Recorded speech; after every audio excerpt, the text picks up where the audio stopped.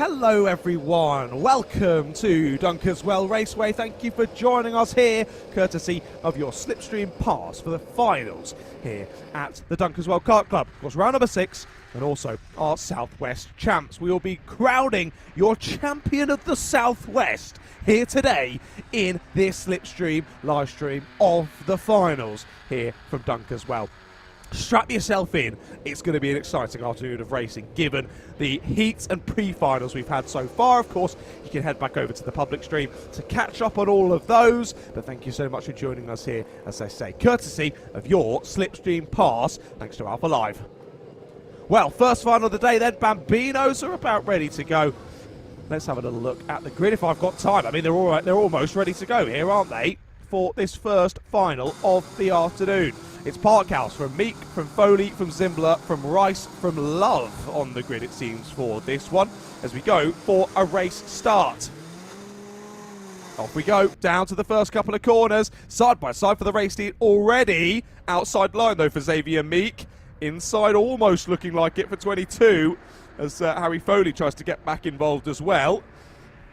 As we do continue side by side for the lead, but Xavier Meek having to slot in there in second place. These five will continue on nose to tail, and don't forget as well, 10 minutes plus 1 lap for these finals, and gives a little bit more opportunity for moves to be made. Equally more opportunity for drivers at the sharp end to try and drive away. Let's see if Eli Parkhouse can do that. It's proving easier said than done here in the Bambinos today. And for the moment, he still leads the train of 4, but this looks pretty similar to what we had in the pre-final a little bit earlier on.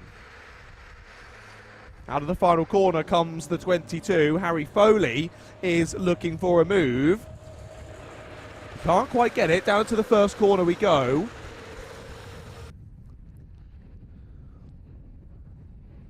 He's still side by side here with Xavier Meek. This time Meek has the inside line, but has to chop it behind. Harry Foley to second place. Nicely done there by Harry Foley. He gets the move. And now he's straight onto the rear bumper of Eli Parkhouse. Parkhouse has had a brilliant day here today. 3 wins from 3. Both heats and the pre-final went the way of Eli Parkhouse. Can either of these drivers spoil the party and take the win away here in the final?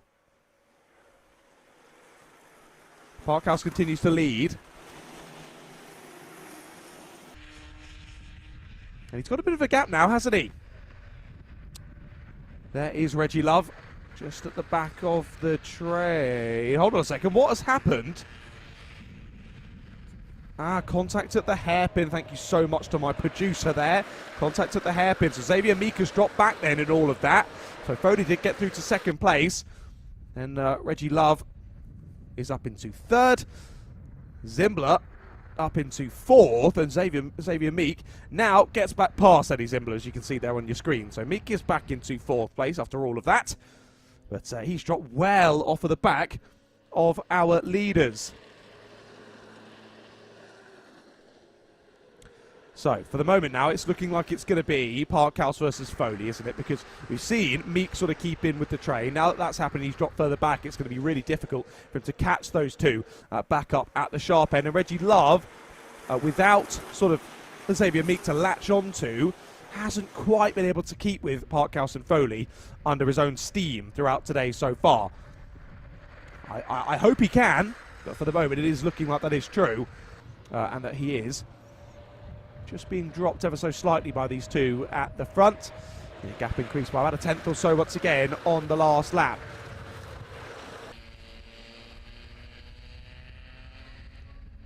Foley's got the fastest lap though. Look at that. New fastest lap for Harry Foley. 103.1. Couple of tenths quicker on the last lap than Eli Parkhouse. He's got half a second to find.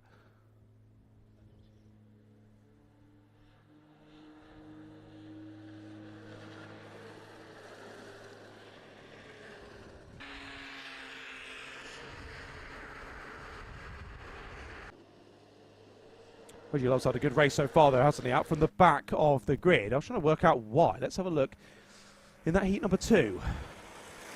Sorry, in the pre-final earlier on. My apologies. Did we have an issue? Yes, we did. Reggie Love scooting in on compliance in that pre-final for our Bambinos, and that would make sense as to why he started down at the back of the grid then.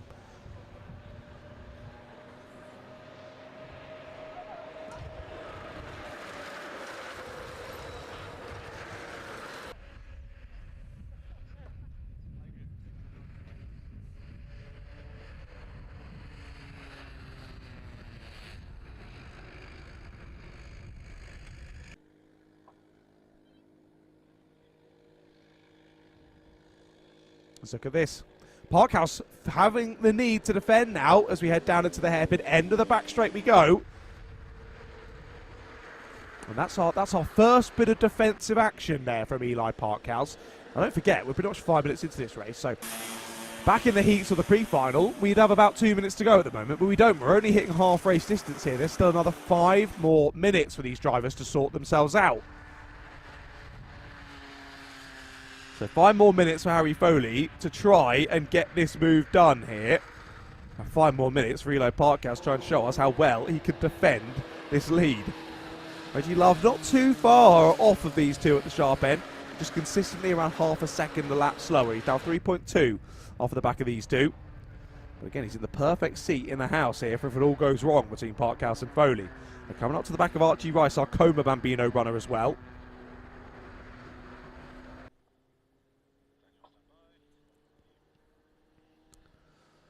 Down into the hairpin at the end of the straight we go. Around the outside go our two leaders.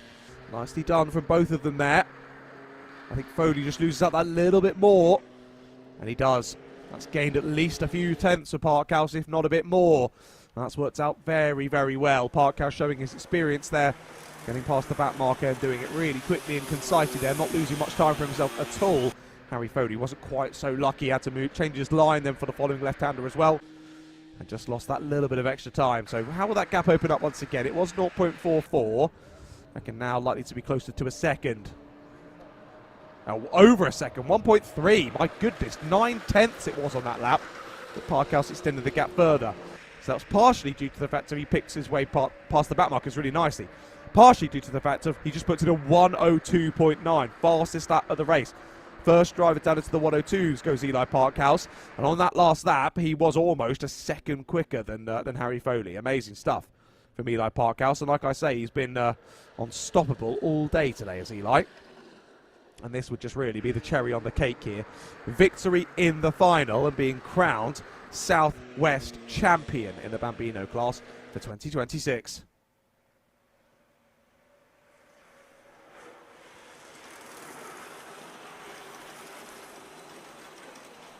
If anything, I think now they've settled back in, Harry Foley has maybe dropped even further off the back of Eli Parkhouse. I thought maybe now they'd settled back in, he might find that pace once again. But like I say, from visual alone, I think it's extended once more. It has another 0.3 of a second, 1.6 it is now between Parkhouse and Foley. Reggie Love still there in 3rd place. Davian Meek still there in 4th place. Eddie Zimbalot still there in P5, and Archie Rice still there in P6. Archie Rice continuing to improve though. He just popped in a new personal best on the last lap, which is good to see. That's the main thing, of course, for a driver like Archie Rice, just getting that experience in, especially in race conditions as well, and just continuing to find time, build up that confidence, and hopefully coming away with a big smile on his face because he's had the best day ever driving karts around Dunkeswell. I hope so. I hope so. Less than 2 minutes left to go then, your first final of the afternoon. Our Bambino class continues on. And sadly, we've not quite had the 4-way squabble that we've had in the previous couple of races here. It's more been similar to heat number 1 earlier on today, where we've had gaps open up a little bit due to various issues, various reasons. And Parkhouse, I think he's still, he's still continuing to extend that gap, isn't he? It's now up to 2 seconds between Parkhouse and Foley. And that gap up to Reggie Love, that we're focusing on for the last lap or so, is opening up as well. 5.5 seconds it is now back to Reggie. And then Xavier Meek, there he is, heading round through the first couple of corners. And Xavier Meek, of course, that contact that I missed, apologies, down at the hairpin. Bit of contact, saw him go wide, lose a bit of time, lose a heap of positions. He's done well to get back past Eddie Zimbler and try and close his way back up to the following 3 drivers, but there was too much loss, wasn't there, in that one moment? And yeah, he had the bit between his teeth, but sadly, I don't think it's going to be enough for Xavier Meek to fire his way back onto the podium here today, anyway, at round number 6. I think a regular podium contender now is Xavier Meek here at the Dunkeswell Kart Club. Going from strength to strength is Xavier, which is fantastic to see. But today, in this race anyway, in the final, it has just slipped away from him, slipped out of his hands. So, Parkhouse crosses the line with 25 seconds to go. This will be on to the penultimate lap of the race here in your first final of the weekend. And it looks as though Parkhouse has one hand on that winner's trophy already. He's only got a couple of kilometres here to continue to hold on.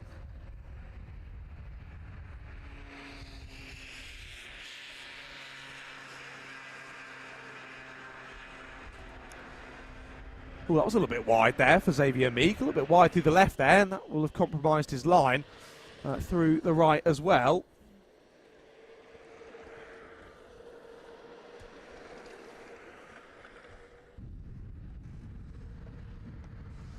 But as we say, he's in that bit of no man's land, I should say, down in 4th place, so even if he sets the lap times of his life, there's nothing that can be done now. With a timer hitting 0, on to the final lap we are about to go, courtesy of Eli Parkhouse. There is your second place driver, Harry Foley, following him through the last couple of corners, and Reggie Love not too distant behind them as well. One more lap then for Eli Parkhouse to just bring this one home, I'm sure, to the excitement and love of his friends and family. Trackside, the young racer about to add another win to his tally. But Eli's been brilliant so far today, hasn't he? Some very different races he's had to contend with, but he's dealt with all the situations beautifully, hasn't he? Eli Parkhouse was your champion in 2025 here in the Bambino class, and he is currently your championship leader in 2026. Eli Parkhouse proving he's a very tough cookie to crack here in the Bambino class. And looking down, what is it? 18 points between Eli Parkhouse and Reggie Love. Well, that will have extended throughout today, courtesy of 4 wins from 4 here from Eli Parkhouse, and even in the 10-minute slightly extended final, nothing phased Eli Parkhouse. Round the final couple of corners he comes. Parkhouse wins and becomes the Southwest champion in 2026 in the Bambino class. A very well done to Eli Parkhouse. Good job. The young racer celebrates across the line, as he should. What an honour to be victorious here at the Southwest Champs here at Dunkeswell Raceway. And like we say, she's 2025 champion. He's leading the 2026 championship. He's now got the SW plate. Is there anything that can stop Eli Parkhouse?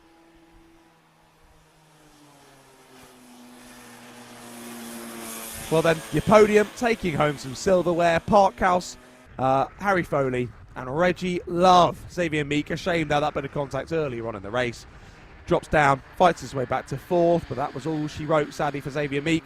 Eddie Zimbler finalises that top 5, and Archie Rice comes home to finalise the order there in 6th place. There he is across the line, our last driver to see the checkered flag.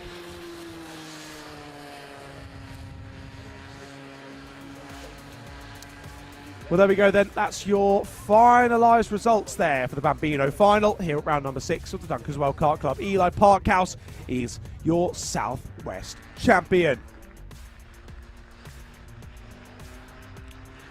Well then, we're going to run through these finals thick and fast here at Dunkeswell. We've got 8 to contend with, so 80 minutes plus 1 lap, obviously, of total race time for these finals throughout the afternoon. We should continue on, I believe, until around 6 o'clock, but it might be a bit earlier than that now because we were a bit ahead of schedule when we headed into these finals, so might be a little bit earlier than expected. I'll try and keep you up to date. Anyway, Bambino final is done and dusted.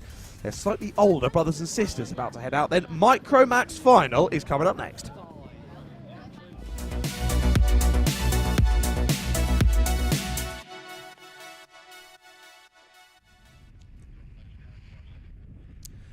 Well then, we can see our Micromax drivers getting ready in the pit lane. As soon as we have the clearance to send them out on circuit, I'm sure we will. Right then. Again, I'm looking at the grid. I'm just going to go back and double check, because it might just be me misremembering. Micro Max. No, fair enough. It was just me misremembering, so fair enough. Right, okay, let's run through the grid then for this one. It is Arlo Gamble who starts on pole position for this one. Sebastian Crawford alongside him on the front row. Johnny Butterfield and Ralph Ewer are on row 2, with Oliver Daniels and Rio Pocock on row 3.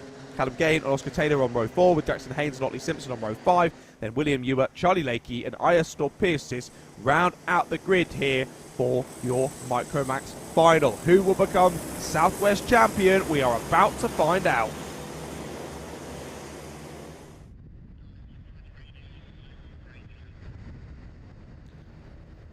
Let's go. Drivers into the tram lines. It's 2 by 2, and we're going to go for 10 minutes of racing action here in the Micromax final.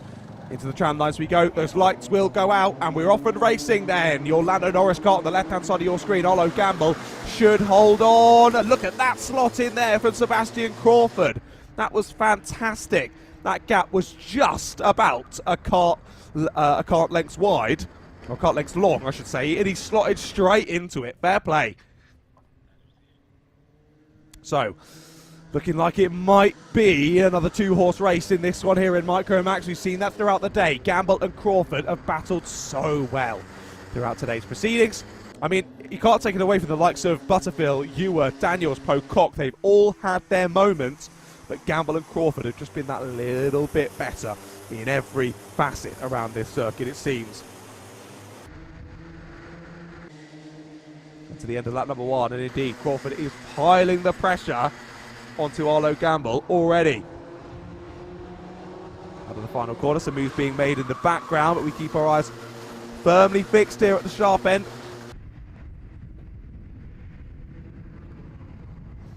And Johnny Butterfield, the Origin driver, there in 3rd place.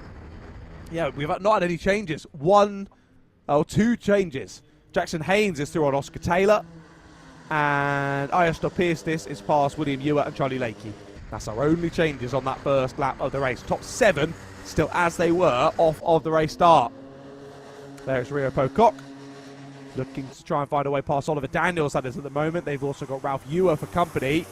Actually, Ewer's further ahead, isn't it? So it's a bit of a gap then back to Daniels and Pocock. Actually, fair play. We're on to what now? Lap number 3. And they haven't dropped Butterfield and Ewer here. Johnny Butterfield's just got the fastest lap of the race.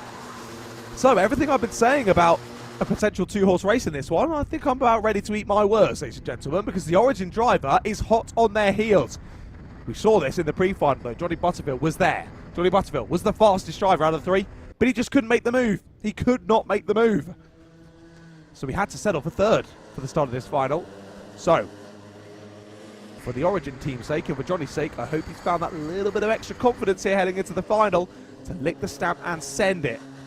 He's got the pace to do so. He's got the pace to mix it in with these two. He's got the pace to win this race. But will he have the bottle to go for it when the opportunity arises? I wish him the best of luck. Through the final couple of corners we go. And still only a quarter of the race distance completed. That's a nice exit from Butterfield. Does he go for it? Again, it's just like we saw in the first race. He sort of goes, oh, I've got the exit. Oh no, should I? And then by that point, it's gone. He just needs to find that confidence, because again, he had the exit there, and how he should have known that was Crawford moving over. Crawford moved over there, thought, oh, he's got a better exit than me. I better just cover off this inside to show I'm not willing to let him have it. And that was enough to spook Butterfield out of making the move. A slightly more experienced driver likely would have gone, no mate, I've got the exit here, I'm getting it out the inside no matter how much you try and move over. But like I say, I'm only willing Butterfield on. He's got great pace in this one, but that fastest lap has now been stolen away by Ralph Ewer behind. This is the first time we've seen Ralph Ewer up in this leading train of drivers so far this weekend, and well, what a time to do it here in the final. He's now got a nice exit off of the final corner. And this time it's Butterfield's turn to lean over and defend. There's up the inside for the lead. Nicely done from Crawford. Couldn't see that one coming. And I don't think Gamble saw that one coming either. The Dan Holland Racing driver having to relinquish the lead for now. How many times have we said that so far today, with these two continuing to swap places? Pointing forward is Sebastian Crawford, but I'm not sure you can guarantee that Arlo Gamble isn't going to go for a re-overtake here, because he's now got Butterfield and Ewer hot on his heels. The two drivers who have been faster than these two throughout this race so far. Marginally, I agree, but they have. 53.1, now the fastest stat from Ralph Ewer. A couple of tenths quicker than all of the other three drivers in this train. And, to be honest, the rest of the field.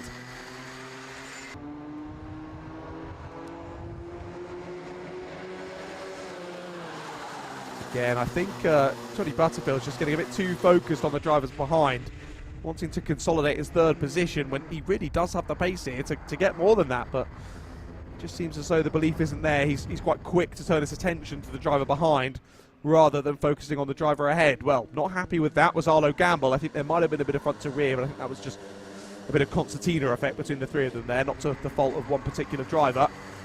And that has lost them all a little bit of time here to your race leader of Sebastian Crawford. We do tick below half race distance now here in your second final of 8 here from the Southwest Champs in 2026. And more checking over the shoulder from Butterfield as he heads up towards the timing beam.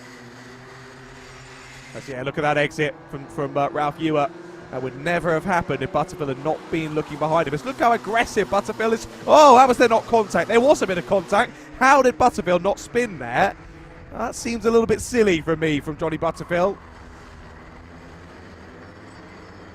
I don't know. I don't want to seem like I'm piling on because again, these drivers are super young and they're all learning and they're all building themselves up here. But it's just a shame because, as we say, Butterfield and Ewer here have the pace to join in with this battle between Crawford and Gamble, but they're going to get too involved with each other here, and they're going to mean that they lose all their opportunities to get stuck in with the top two. So it's a shame for both of them, really.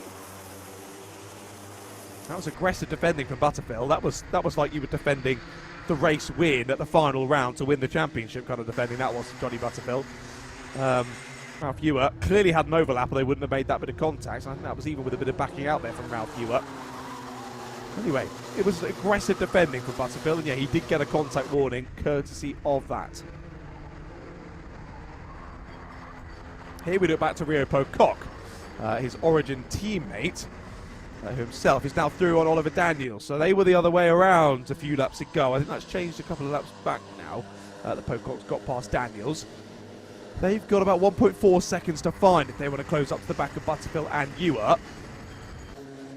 Let's look at that. Opportunity's gone here for Butterfield and Ewer because Arlo Gamble's just got the fastest lap of the race of a 53.00. Sebastian Crawford on the same lap gets a 53.02. Within 200ths on the final lap.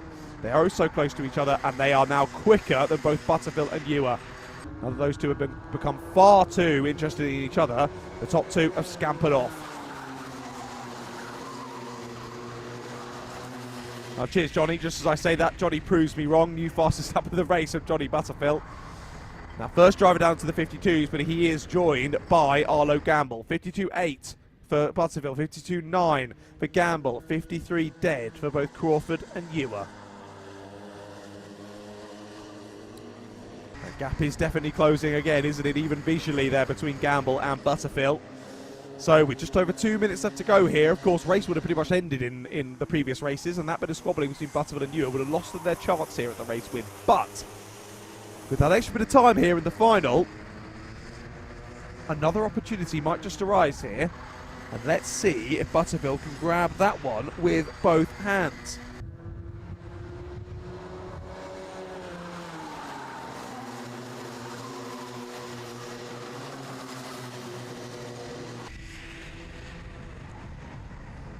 Through the first sector we go once again then. Further down the order as well, Pocock and Daniel still absolutely nose to tail. Kind of Gain and Jackson Haynes pretty close together as well. There's a little train going on there between Gain, Haynes and Taylor. That's for 7th place. And then again, another 3-kart train between Simpson, Ewer and Storm Pierce. That's further back. That's for P10, that battle as well. Looks as though, sadly, we lost Charlie Lakey a few laps ago also. So our first DNF of the finals comes the way of Charlie Lakey. That's a real shame for Charlie. Hopefully we do see him back out a little bit later on. I say a little bit later on, of course. This is the final, John. Come on, get with it. Not later on today, but later on in the season.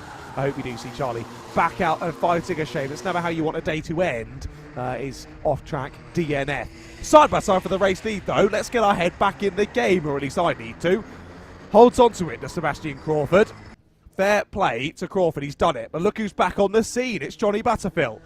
He did not need long, did he, to close back up. And now, once again, it's a 3-kart battle for the race win.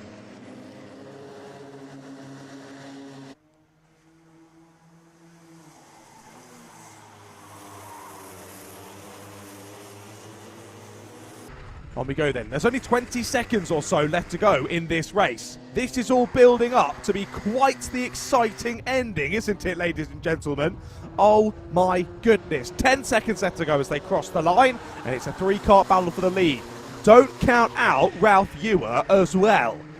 Ralph Ewer's right there in the background. He's not far away from this battle. If this all kicks off and goes wrong, he's there to pick up the pieces. 3/10 between our top three then, as we head on to the final lap of the race. Well, we're going towards it now. This is the penultimate. Still line of stern between these three. And Crawford has dealt with the attacks from Gamble fantastically well, hasn't he, over these last few laps? We've seen Gamble going for it. And to be fair, I could say that throughout the whole day, to be honest. Arlo's been attacking Crawford well, but Crawford has just seemed to have an answer to everything that Arlo Gamble throws at him. Gamble's pointing forward. We're going on to the last lap of the race, Arlo. You're not fooling anyone that you want to work together. You're not fooling anyone, Arlo. And yeah, there you go. Sebastian defends hard. Down into T1 we go then, for the final time today here for our Micromax drivers. And can Sebastian Crawford add another win to the tally here today at the Southwest Champs? As there's contact. That was heavy contact there between Crawford and Gamble still taking the lead. That will be looked at the stewards, by the stewards, at the end of the race. Front to rear contact between Gamble and Crawford. Well, that's seen Gamble take the lead on the road, but controversially, I must say, Butterfield's still there in third place. You are still too far off the back here. It hasn't kicked off enough for him to get stuck in. And look at this, Gamble defending down through the final right-hander. They'll head down to the S's now. Is it a good enough exit? They're side by side. Crawford's back to the inside. Last of the late breakers. It's Crawford. Back up the inside he goes. It's going to be a run to the line. Crawford's got it. Sebastian Crawford wins in the Micromax final. What an end to the race. And well, it's not even going to matter, even if the stewards do look at it. Crawford dealt with it out there on circuit. He wasn't happy with how Gamble got that race lead, and he got it back fairly as well there into the final corner. Great to see there from Sebastian Crawford, a well-deserved victory in that one. I can imagine that move from Gamble earlier on in that last lap will still be looked at by the stewards, but of course hasn't amounted to too much by the end of proceedings. So Crawford is crowned your Southwest champion in Micromax in 2026.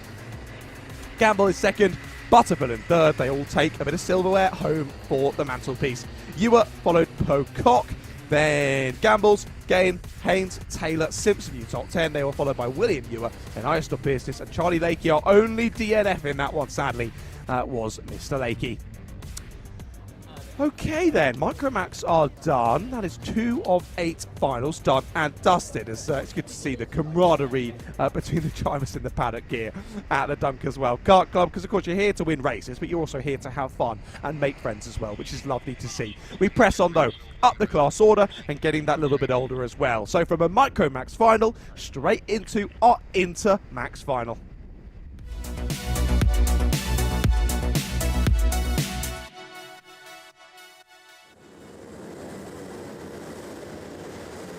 Well then, sounds as though the karts are getting ready to go here at Dunkeswell as another final is about to get underway. Our Intermax class head out on circuit. Let's have a little look at the grid for this next race.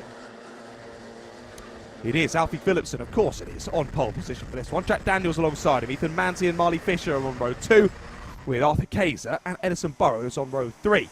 They're followed by Eli Owen and Lucas Gray, Lenny Dorrington and Joshua Canaston Wade, your top 10. Then it's Noah Hammond, Aurelia Simpson, Zane Williams, Morgan Weston, Tobias Hunt, Ethan Laidlaw, Thomas Roscola, then Roman Takata, Harrison Parkin, Ethan Coupland, And that's it. 20 drivers on this one. Hopefully Coupland is back. Of course, had that DNF earlier on. Hopefully they've been able to fix the issues, whatever was outstanding. But off we go then. 2 by 2 to the gantry once again, and Phillipson leads us on for 10 minutes of racing. Aggressive chopping across there from a couple of drivers. I think that was Oliver Daniel. Oh, sorry, Jack Daniels as well. There is contact further back. That's Arthur Kaiser off and round from 5th on the grid. He drops to the back of the order. Sorry, not Oliver Daniels. It's Jack Daniels, of course, in this one. And it was Jack Daniels from the outside of the grid trying to consolidate his second and chop across. He couldn't quite do it. One of the Coles drivers slipped on through. That's Ethan Manzi to second place. So Phillipson from Manzi, from Daniels now. Then Marley Fisher close in behind them as well, and then another one of our Coles racing drivers, potentially Eli Owen then in P5, who's leading that train of 4 drivers. We'll double check that as they come through under the gantry. They'll cross the timing beam in a moment, and we'll see what the order is looking like. So then, lap 2, Phillipson, Manzi, Daniels, Fisher, Owen, Dorrington, Hammond, Simpson, Weston, Williams. That is your top 10. Heading on to lap number 2.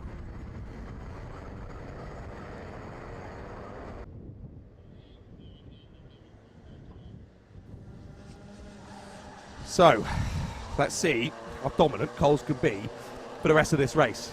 As we've said so many times here today, 4 of them in the top 5, 3 of them in the top 4, whatever it may be. They have been flying here today in the Intermax class. And I'm sure they would love a locked-out Coles racing podium. Well, for the moment, Jack Daniels is ruining that. They're in P3.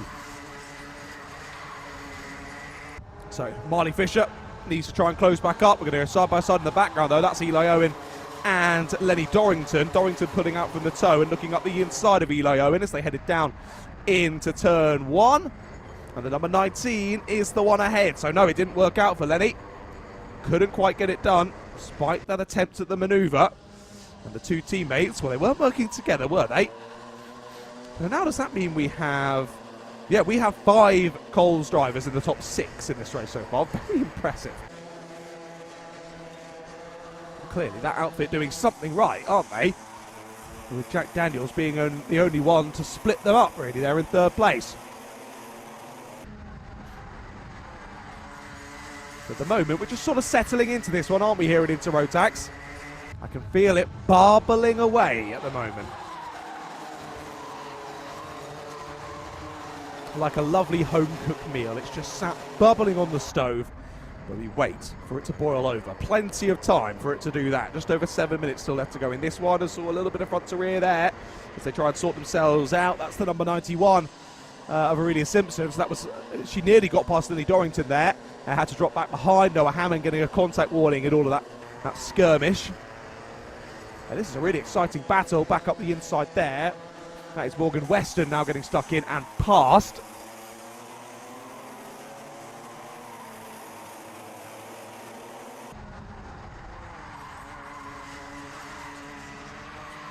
As Weston's looking feisty, to be fair. He's now all over the back of the 24 of Noah Hammond. That's looking to get 8th place off of Noah. And there has been some big movers in this one, to be fair. Biggest mover is Ethan Coupland from last to 14th. 6 places gained.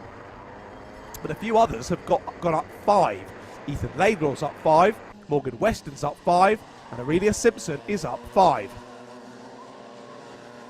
But for the moment, still Alfie Phillipson with the lead of the race and with the fastest lap of the race as well. His teammate Ethan Manzi trying to keep him in check. Still within about half a second of your race leader. For the moment, we've got to keep our eyes on this squabble. This is huge, isn't it? Massive battle pack this still. So we're still 5th place backwards for this one. And I don't really know where it ends, to be honest. It's basically the entire rest of the order, is it not? So it is. I'm going to call them through when they come across the line. Owen, Dorrington, Simpson, Hammond, Weston, Williams, Laidlaw, Hunt, Gray, Coupland. That's this battle. So it is 5th to 14th. There's now teammate on teammate there through 3 and 4. Again, Lenny Dorrington wanting to find a way through on Eli Owen. Can't quite do it. Noah Hammond's just got himself another contact warning. He needs to be a little bit careful. We've got Noah Hammond on 2, Joshua Canaston Wade on 2, Edison Burrows on 1, and Lucas Gray on 1 as well. I know it doesn't feel like it, but we are just about to hit half race distance here in this one as well.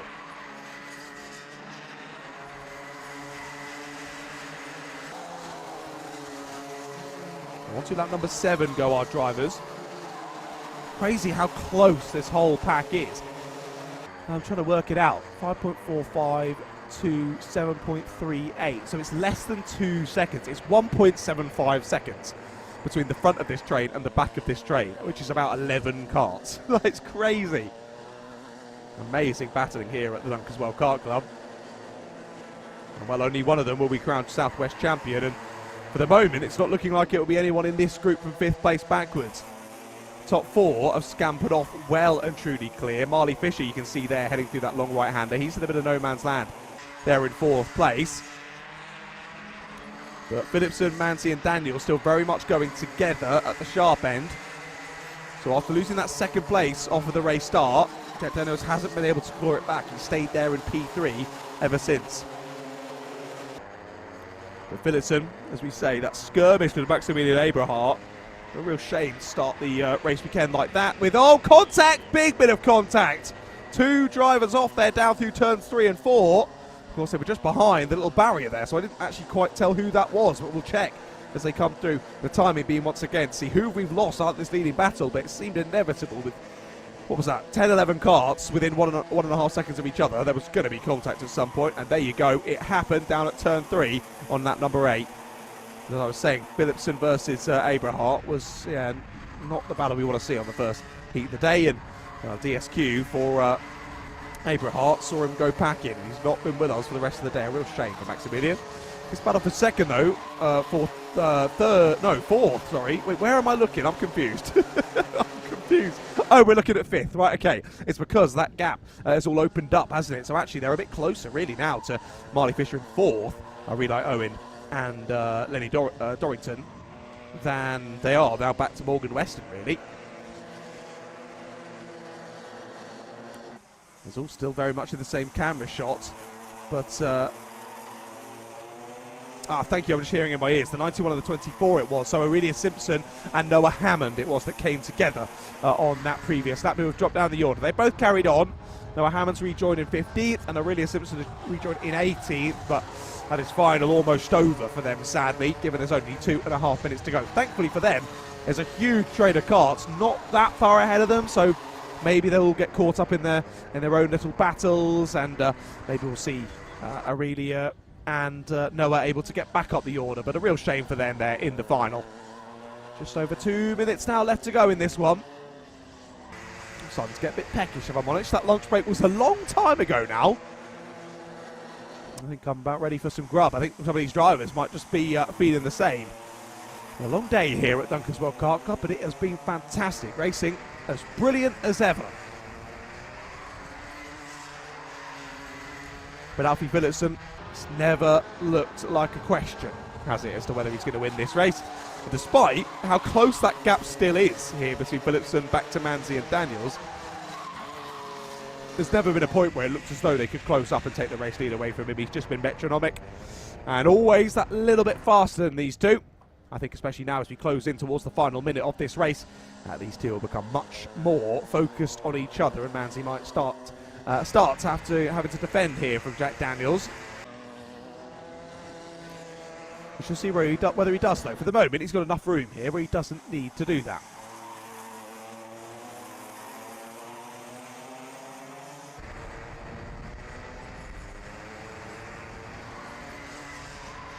Oh, nice. I've just seen as well in the old live chat. Of course, we're in the new SlipStream live chat now, but I've just seen that Pete Stallon let me know about in the Formula Blues that Joey was indeed the driver that raced Formula 4s, and he does coach a couple of F4 drivers as well. That's pretty cool. I was watching the F4 race number 1 in the lunch break earlier on. I'm looking forward to catching up on race 2 and race 3. I've been enjoying that championship so far this season. Some very impressive young racers in that, and I'm sure we'll see some of the drivers here today moving up the motorsport ladder in due course and getting involved in such championships, GP4, F4, and up the single-seater rank as well. Ooh, less than 30 seconds to go. This will be close here for Phillipson. I think he's going to extend this by another lap. It will be close, though, as they run to the line.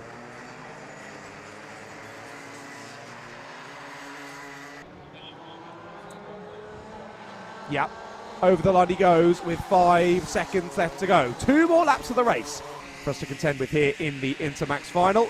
I don't think that's going to affect Philipson's race too much. He just uses a bit of fuel. Wow, our second black flag of the day. Joshua Canaston Wade gets a black flag in the final. So yeah, there were 3 contact warnings for Canaston Wade, so I can only assume he's done a 4th, and that has got him a black flag. We did see one driver get one earlier in the heat. I can't remember off the top of my head who that was now. But wow, in the final as well, that's massive for Joshua Canaston Wade. Firstly for today, in terms of the Southwest Champs, but also for the overall championship for Canaston Wade. That's huge. What a shame for him. As I look down, he's 9th in the championship going into today. Not helped by a disqualification in the final back at round 4. And yeah, sadly, it'll be a disqualification here in the final at round number 6. That's a real shame for Joshua Canaston Wade. He's been racing well, but I will have to agree with the stewards. He has been rather aggressive at times today, Joshua. So just a few extra bits to learn, and that little refinement needed of his craft, because he ain't afraid to go for a move. I'll give you that one. Sometimes he can get a little bit close to the other drivers around him, and that's why he's ended up getting this black flag in today's race. Well, someone who hasn't been close to any driver since the race start is Alfie Philipson. He's going to win the final. Alfie Philipson is crowned champion here at the Southwest Champs. He is your Southwest champ in the Intermax class for 2026. Alfie Philipson wins with the fastest lap as well. Like I say, after that race start, didn't really need to look back from there, did he? Manzi and Daniels will join him on the podium, and all of those 3 taking home the silverware, but only Philipson taking home that SW plate for him to adorn the side of his kart as and when he would like. Just off the podium then was Fisher and Owen, your top 5. They were followed by Dorrington, Williams, Weston, Hunt and Kaiser. Fair play to Arthur Kaiser. He was facing the wrong direction on lap number 1. Right at the back of the order he dropped to, and he got back to P10. Fair play to him. Ethan Koopman there in P11. Again, last to 11th challenge for him there. Ethan Laidlaw in 12th, then Roscola, then Hammond there in P14. They were followed by Gray, Simpson, Parkin, Takata and Canaston Wade. Your final order. And of course, Canaston Wade with that black flag. Oh dear. Not how he wanted to end his day. Hopefully he can learn lots and come back stronger for the next one. Well, Intermax done and dusted, then their final is done. Up next, it is going to be our final for Junior Rotax. This could be quite interesting.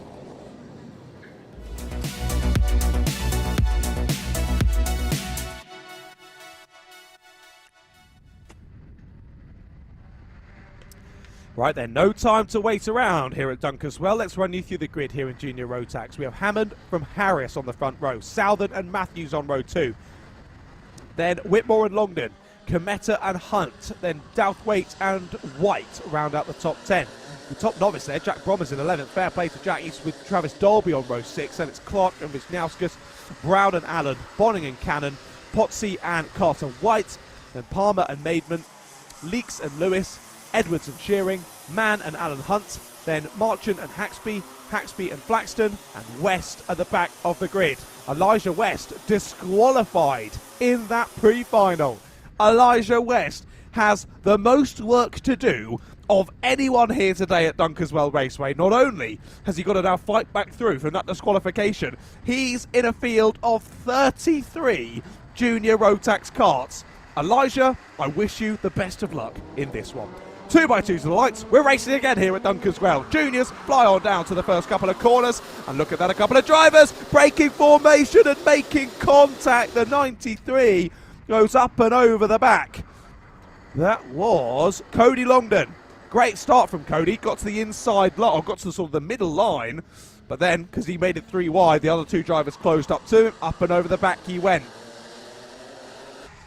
I saw from how the camera's moving around there, potentially we had some more drivers off further back, but we press on through this first lap of proceedings. There's still a bit of argy-bargy racing going on further down the order, but of course that's going to happen. It's the final. No point in leaving anything on the table now. You've got 10 minutes to see what you can do.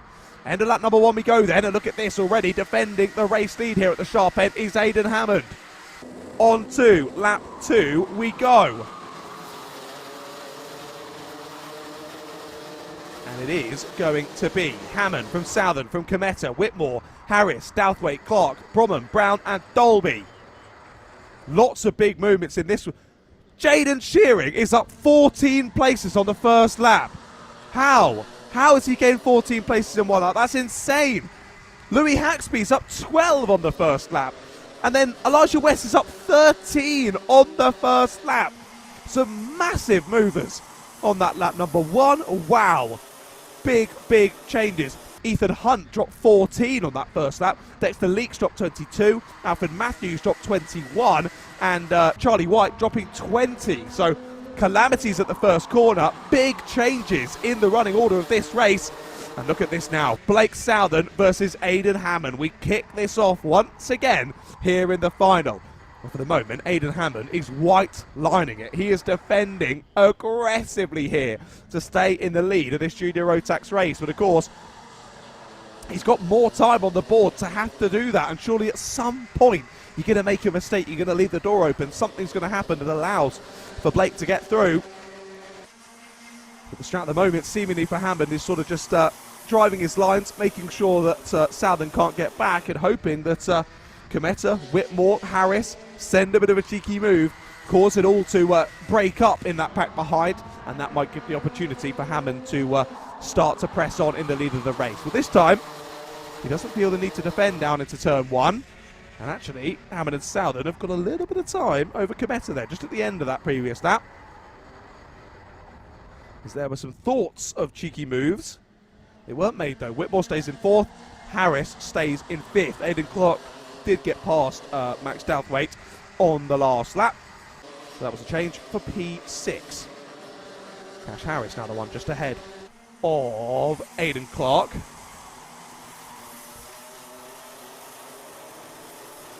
Still 7 minutes left to go in this race. Plenty of time for things to go down. And well, it's Junior Rotax. Where else is it going to go down?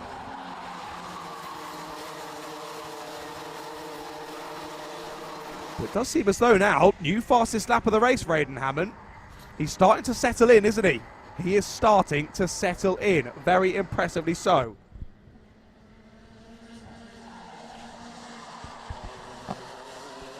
So let's see if Blake Southern has an answer to this kind of pace, because Aidan Hammond has dropped down into the 46s on the last lap. Fastest driver out there, and only driver in the 46s. Contact warnings coming through pretty thick and fast already though.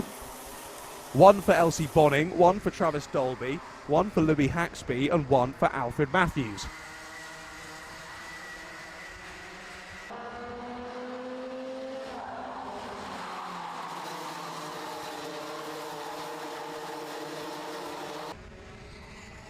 Let's look at that. Jesse Whitmore gets the new fastest lap of the race. Whitmore's all over the back of Cometa at the moment. Is nearly going for a move there. Tried it. Didn't quite work though this time for Jesse. And now again checks over the shoulder. Sees what kind of time have I lost courtesy of that attempt. He's gained nothing from it sadly. And they both continue to drop further back from Aidan Hammond and Blake Southern. Those two still having the commanding roles of this field here today at round number 6 of the Dunkeswell Kart Club. But who will be crowned? The Southwest champs? Would it be Hammond? Would it be Southern? Would it be someone else? Let's wait and see. Up the inside. That's a bit late for the 31. Aggressive stuff from Aidan Clark. Nice move. Late to the inside line. Room was given, but he's going to get sent once again. The 87 of Cash Harris comes back past and retakes the place. Max Douthwaite and Jack Bromham, the two Guy Cunnington Racing teammates, now trying to get stuck in as well as they just about chop across ahead of the 31. So Aidan Clark initially up into 5th there, ends up ending the lap down in P8. As Douthwaite and Bromham both fire their way on by. So whether they were actively working together here, the Guy Cunnington Racing teammates, or not, I'm not sure. Either way, Jack Bromham following Douthwaite through, and Bromham, your top novice, don't forget as well, having a great race so far in this one. Back up the inside there does go Aidan Clark on Jack Bromham. That's again another switch around for P7.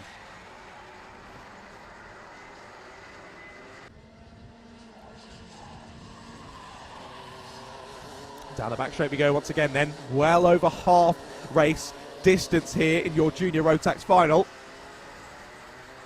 Karthik Kameta, to be fair to him, has dealt with the pressure very, very well there in third place. Has had Jesse Whitmore on his tail for the entirety of this race, but hasn't put a foot wrong. Both of them continuing to drop just a little bit further back from Hammond and Southern, as all four of them set personal bests on the last lap. And they've done it again. This time, though, only Hammond and Kameta with personal bests. And Aidan Hammond with the new fastest lap of the race. He was a quarter of a second quicker on the last lap. He's extending the gap back to Blake Southern. Jensen Hookey, he said if he was going to bet that he would put his money on Blake Southern, well, at the moment he wouldn't have been far off, would he? But a second place doesn't get you anything. For the betting side of things, he would have lost. Aidan Hammond still commanding this field. They're out in the lead of the race. Now second will get Blake a nice big trophy and some great points to the championship, but of course not the SW plate and not the bragging rights of being victorious here at round number 6. It has been pretty ding-dong here today between Hammond and Southern, but it looks as though Hammond has the measure here in the final. Up the inside goes the 55. Whitmore's gone for it again here on Karthik Kameta. They will run side by side, but Karthik just about chopping back across and holding on. That was aggressive defence there from Karthik Kameta, but it needed to be. Whitmore nearly got that move done, and he had to really park that in front of him and say, nope, that's my corner, and it's still my place. Try again. Well, I think Jesse is going to try again, isn't he? All over the back of Karthik Kameta, hunting him down here. With just over 2 minutes left to go. There's still battles galore there, further down the top 10 and further back as well. Harris and Clark and Douthwaite still squabbling. Bromman with them as well. Then a bit of a gap back to Shearing and Wisniauskas. As it's not now, it's now Elijah West who leads up that following train. So he's up into the top 10 now. Elijah West is up 24 positions in this race. Amazing. Simply amazing. 33rd to 9th in this race so far. Bit of front to rear there. Yeah, that was definitely a bit of front to rear as the 58 goes off. Who was that out of the race or was rejoining the action, but well down. It was Aaron Maidman, one of our novices. And oh dear, someone else was out there as well. Was that the 45 that I spotted? Yeah, Riley Allen Hunt, I think, potentially out as well. So they were right next to each other. That would make sense that there's been some contact as they battled for 29th place. Oh, Karthik Kameta's just dropped all the way down to P7 in all of that, as we're just fixing a tyre barrier down there through T1 as well. So in all of that, Karthik Kameta has dropped well back. We saw there that Jesse Whitmore went in the back of Karthik Kameta. I don't think that's unfair to say. It was pretty cut and dry on the screen there. Front to rear contact between the two of them. That sent Karthik Kameta wide, and that created the chain reaction that has sent Karthik Kameta down 4 places. That's a real shame, and I have a sneaking suspicion. Well, no, the stewards aren't going to look at it post-race. Black flag for Jesse Whitmore. Black flag for Jesse Whitmore. He's out of the race. And there you see him pull to the side and pull to the pits. Whitmore is out. So we saw some aggressive movements from Whitmore early on in the race. But again, just like we saw in the previous one, multiple contact warnings turning into a black flag. That is race over and day over for Jesse Whitmore. Well, penultimate lap of the race now for Aidan Hammond. He's now nearly 2 seconds clear, Blake Southern. We've not even had to look at the sharp end because he's just been so dominant in this race. We keep our eyes on these squabbles further down. Bit of a aggressive move there from Jack Bromman. The novice trying to find a way past Elijah West there, I think that was. I'm not able to do so that time, but certainly trades a bit of paint with Elijah, if nothing else.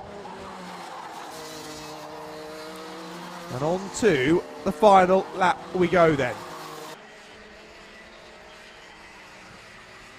There is Aidan Hammond.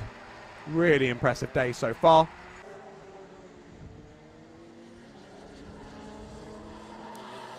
Yeah, he's going to cap it off with, well, what he was setting out to do here today, wasn't he? A win in the final and becoming Southwest champion. Down into the final sector he goes then. He's been slowly but surely eking out the gap to Blake Southern. And just to rub it in, around that penultimate lap, he put in a new fastest lap of the race, 46.43. No one could stop Aidan Hammond in the final. He's had to fight today, and he's fought through to win in the final. Aidan Hammond is Southwest champion in the junior Rotax class. Blake Southern kept him on the straight and narrow, but just lost touch with him there over those final few minutes. Southern finishes in second, with Cash Harris finalising the podium, staying ahead of Aidan Clark. Well done to Cash Harris.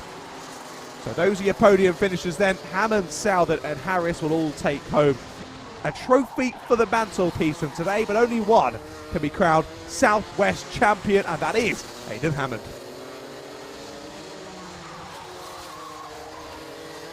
So then, top three finalised. Our rest of our order looks like this. It was Clark from Douthwaite in top 5. Elijah West has gone from 33rd to 6th. Take a bow, Elijah West. 27 places gained in that final. Unbelievable. Karthik Kometa just behind, then Brobham, your top novice there. Shearing and Wisniewski round out the top 10. They were followed by Brown, Cannon, Matthews, Hunt, Dolby, Potsy, Bonning, Allen, White, Palmer, Haxby, that's Louis, then Mann, Lewis, Edwards, Leaks, and then Mia Haxby, and then Marchant, then Maidman, Whitmore, Alan Hunt, Longdon, and Carter White. Those last 4 drivers all out of the race. Whitmore, Alan Hunt, Longdon, and Carter White not making it to the checkered flag in that one. Well, there we go then, drivers. What a day it has been so far. We continue to race on through our finals here today at the Southwest Champs in 2026. And as you can see there, by Liam Hamling standing around his kart, we're almost ready for the final in Formula A.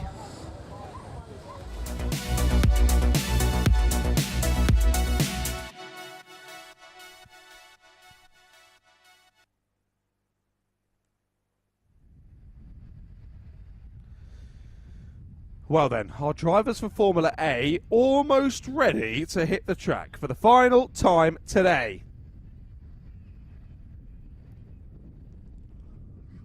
And soon enough, they'll get those engines bump started and we'll be ready to go. Most drivers have a bit of a helper to assist there. We can see the 42 of Jay Goodwin getting ready to go there in front and centre of our shot. And just getting the final pushing on and well, I guess maybe hurrying up, ready for the final. She's done a great job in that pre-final though, as drivers jumping into the karts, getting them started, but then also the pushers having to make sure they get out of the way before they run over. I have seen some great clips in the past of pushers getting run over. I shouldn't laugh, that's very mean, but they were quite funny at the time. But luckily, I think they've all been avoided here today at Dunkeswell, and we carry on. Oh no, the 7's had a spin. That's Richard Plummer. Richard Plummer's had a spin down at turn 3, and that is engine off, and potentially Plummer out of the final before it even gets underway. Let's see, does he try and get it started? And he's turning it round, so maybe he's going to try and get it started. We shall see if he can get it started on its own. Right then, for the final, it is Hamling from Whedon on the front row. Your top pre-2K, your top pre-95. He has got it going. Great to see. Turner and Griffin are row 2. McLeod and Plummer row 3. That's Mitchell on row 3. Then Longfield, Hadley, McLeod, Duncan. Then Piccoli, Goodwin, Barnes, Dobson, McDonald, Thomas, Potter. Then Parker, Martin, Ross, Guess, Brackenbury and more. 22 retro karts take to Dunkeswell in anger for the final time here today. Who will be crowned Southwest champion? We race on down to the first couple of corners, and let's see if any of these karts can actually get to the end of a 10-minute plus 1 lap final. Let's see. Well, immediately Hamling takes control of the race then from the front. Whedon slots in to second place. And who is that then in third? It is Peter Griffin there in P3 on the 56. So Ian Turner has just dropped back one position, I believe. He is indeed. And then he's got Mitchell McLeod for company there on the O plate. As again, Carl's just getting rid of that oil, burning it off on this first lap. And we get rid of those plumes of smoke around here at Dunkeswell. I was going to say for the final time, but of course the Formula Blues are going to be something pretty similar on their race starts as well. Oh, the scream of those Formula A's is like nothing else. On to lap number 2 we go. It's Hamling who leads us onto it ahead of Whedon, Griffin, Turner, McLeod, Longfield, Hadley, McLeod, Piccoli, Brackenbury. That's your top 10. That's the 17 of Tom Longfield. He's been impressive so far today, hasn't he, Tom Longfield? Well, he's doing a lovely job there in P6 at the moment, and he is hounding the rear bumper of Mitchell McLeod at the moment. But of course, McLeod, your O-plate winner from earlier on in the season, you don't get that for nothing. A proven peddler in this championship. And let's see if he can keep Tom Longfield behind. Bit of a gap then from Longfield back to Hadley. I mean, it is only about a second or so between 6th and 7th. As they go onto lap number 3 of this race now. Who's got the fastest lap? It is Richard Plummer. Plummer has the fastest lap of 45.7. So, of course, he didn't make it back to the rear of the train by the time we went to a race start. So, these first few laps, Richard Plummer's just trying to catch the rest of the order. So, he's got the fastest lap. He's in clear air. He's running well because, of course, he should have started this race in P6. Oh, how many times have I said this today? He's got a lot of work to do here. 8 minutes left to go. And let's see if he can get it done. Hamling still leads then, and he is driving away as he has done a couple of times so far today. Whedon's still there in second, but again, just that tiny bit off of Hamling's pace. I think really he's going to have to rely on a potential mechanical fault here for Hamling for him to get the race win. Let's wait and see, though, how the pace ebbs and flows throughout this race. The O-plate's up the inside, contact and off. Off goes Ian Turner and out of the race. McLeod thought that door was open. I don't think Turner thought the same. And what a shame there for Ian Turner, out of the race there. 2 into 1 didn't go that time. And yeah, McLeod thinking he had enough overlap. Ian Turner thinking he's going to back out of this one. That didn't happen, sadly. Turner goes round, and that's the brutality of these Formula A's. You go for a little spin, and that's race over. Imagine if that happened in junior Rotax. I wonder how different they'd all race in juniors if that happened. Saying that, to be fair, today the juniors are actually fantastic, so I'm only picking on them. Sorry, juniors. Mitchell McLeod, black flag. Black flag for Mitchell McLeod. Well, immediately he's been told that he was at fault for that overtake. And of course, that punting of poor old Ian Turner. Out of the race goes Turner, and courtesy of that, out of the race goes Mitchell McLeod. As there is the 69 of Duncan McLeod, his father, up the inside of the 28 of Thomas Hadley. So Duncan's up to P6, but of course now will go to P5, courtesy of his son having to peel in the pits to serve that black flag. 6 minutes still left to go in this race. And yeah, 3/4 of a second now it is between Hamling and Whedon. Battle's still going on up and down the order though. This is brilliant. There you go, confirmed. McLeod to 6th. Mitchell should come in this lap and open up the floodgates here for his father, who leads that following train. As oh no, round goes to the number 12. That's down at turn 1. That's Cliff McDonald. It looked as though he was maybe going to try and restart that. Let's see if he can. He has. Fair play, Cliff. He still has time, as he's like barely even in the seat, to hang his head back and go, oh, I can't believe that's just happened. While he's only sort of got 2 points of contact with the car there. Fair play, mate. You've got it restarted, but yeah, that race is gone, and Cliff will drop to the back of the order. At least he can get it started, unlike Ian earlier on at that same corner. Here's the 56 and the 17. Griffin and Longfield have been locking horns throughout this race from basically since we kicked this one off. And here he goes for it. Longfield's up the inside into turn 3. Fantastically captured there by Alpha Live, switching over at the opportunistic moment to see that overtake happen. As oh no, the 50's off on the straight. That's before you even get to the corner. Matt Martin is out, and surely the only reason for facing the wrong direction on the start-finish straight is an engine seizing there for Matt Martin. Likely what that was. I'm glad to see he seemingly avoided the wall too heavily there, did Matt. But again, another driver falls by the wayside here. We said that this is going to be as much of a race of attrition as it is a race of actual outright pace from these drivers. And yeah, being proven already. A few drivers falling by the wayside. So your top 10 now: Hamling, Whedon, Longfield, Griffin, McLeod, Hadley, Parker, Brackenbury, Goodwin and Ross. Let's see how this pace continues to change throughout the race, but still, Liam Hamling so much quicker than the rest of the field. Just popped in a personal best of a 46.6. Not quite the fastest lap of the race, actually quite a way off, actually. That 45.7 from Richard Plummer earlier on is crazy fast in fresh air. But still, on that last lap, Hamling was half a second quicker than anyone else.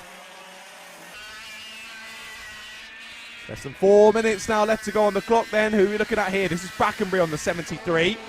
Being closely tailed. Oh, I think this has changed around. It has. Brackenbury's to 6th place. What a move. He's up 2 on the pass lap, past Hadley and Parker. So this group is Brackenbury, Hadley, Parker, Goodwin and Ross. So we're 6th to 10th here in this train of 5.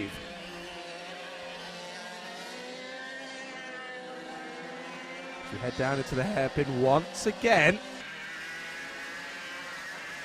That's up the inside. That's cheeky. That is cheeky. Matt Parker, I think that was getting up the inside. Did it work? It did. Parker's through on Hadley.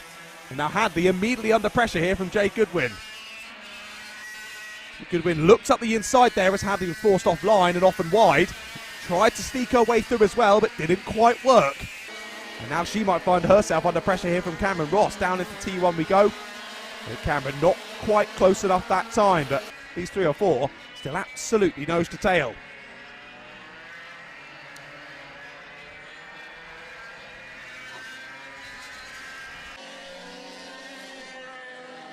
See here, do they work together? Bit of half attack, half defence here for Goodwin. She's trying to keep Ross behind, but Hadley right in front of her as well. She can't find a way through for the moment.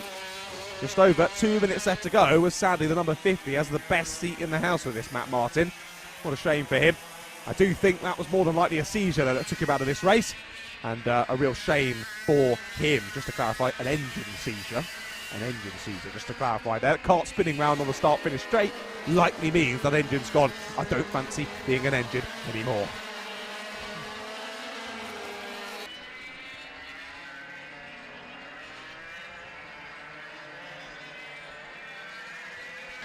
These 3 still absolutely nose to tail. Oh no, we've got another driver off in the barriers. Down at turn 1. That's the 3rd one in this race alone. Goodwin's up the inside. Nearly contact there. I saw that was the 33, I think, getting dragged to the exit. Yeah, Owen Potter it is, out of the race down at turn 1. And that was cheeky from Jay Goodwin there. Did her best to find a way through on Thomas Hadley, but it did not work. And she's got a contact warning for her troubles as well. Got to be careful. We've already seen that. Couple of finals. Multiple contacts leading in to a black flag. Well, that's her first one of the race, so I think she should be all right. Yellow flag's down into T1 with that kart still stuck in the tyre barrier. And we've only got 1 minute left to go here of 2-stroke retro racing action. These karts are just epic. The racing has been so exciting as well as Jay Goodwin once again is looking up the inside. Is there the room? No! Contact! Contact between the 2. She feels as though Thomas Hadley turned in on him there. Thomas Hadley feels as though you shouldn't have been there in the first place. Contact, round goes Hadley. Goodwin's lost the place to Ross, and now she's trying to keep Will Barnes behind. So Will Barnes can smell the blood in the water and wants to find a way past Goodwin here. Goodwin's lucky she's not got any damage from that bit of contact. And perhaps that didn't break a track rod or anything on the steering at the front of the car. And she carries on. 18 seconds left to go in this race. The next time around, Hamling will see the last lap board. And I'll give you this opportunity to enjoy the noise of these karts for the final time. Well, apart from on this camera, because this camera doesn't have any audio. That doesn't work so well. But next camera, enjoy the noise, everyone.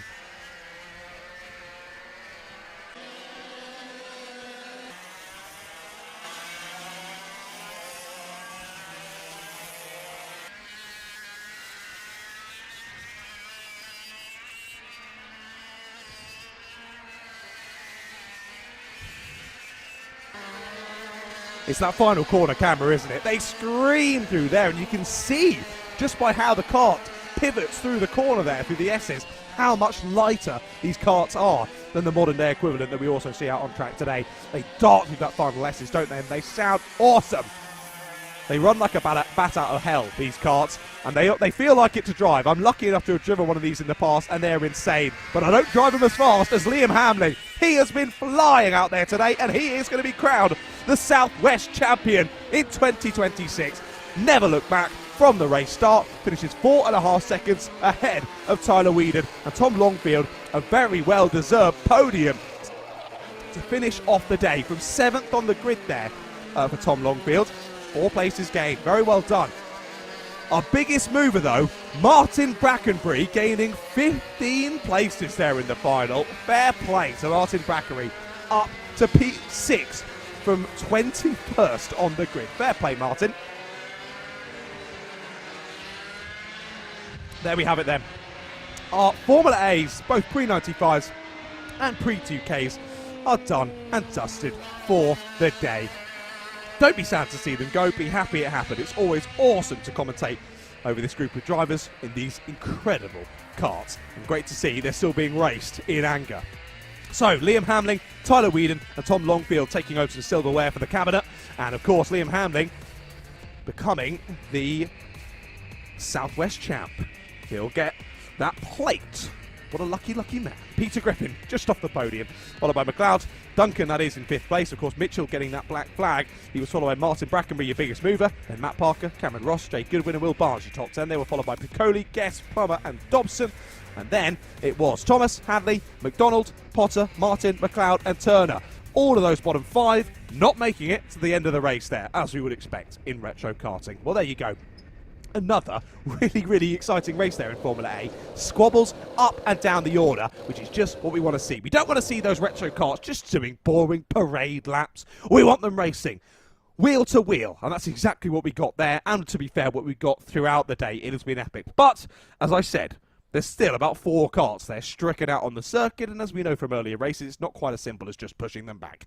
We need to get the kart stand over to them and then bring them back, so there'll be a little bit of a longer wait here before we go into our next final. But we are well and truly over half distance here in the finals then. We've done 5 finals, and we have only 3 left to go. Ladies and gentlemen, up next, it's our final for Senior Rotax.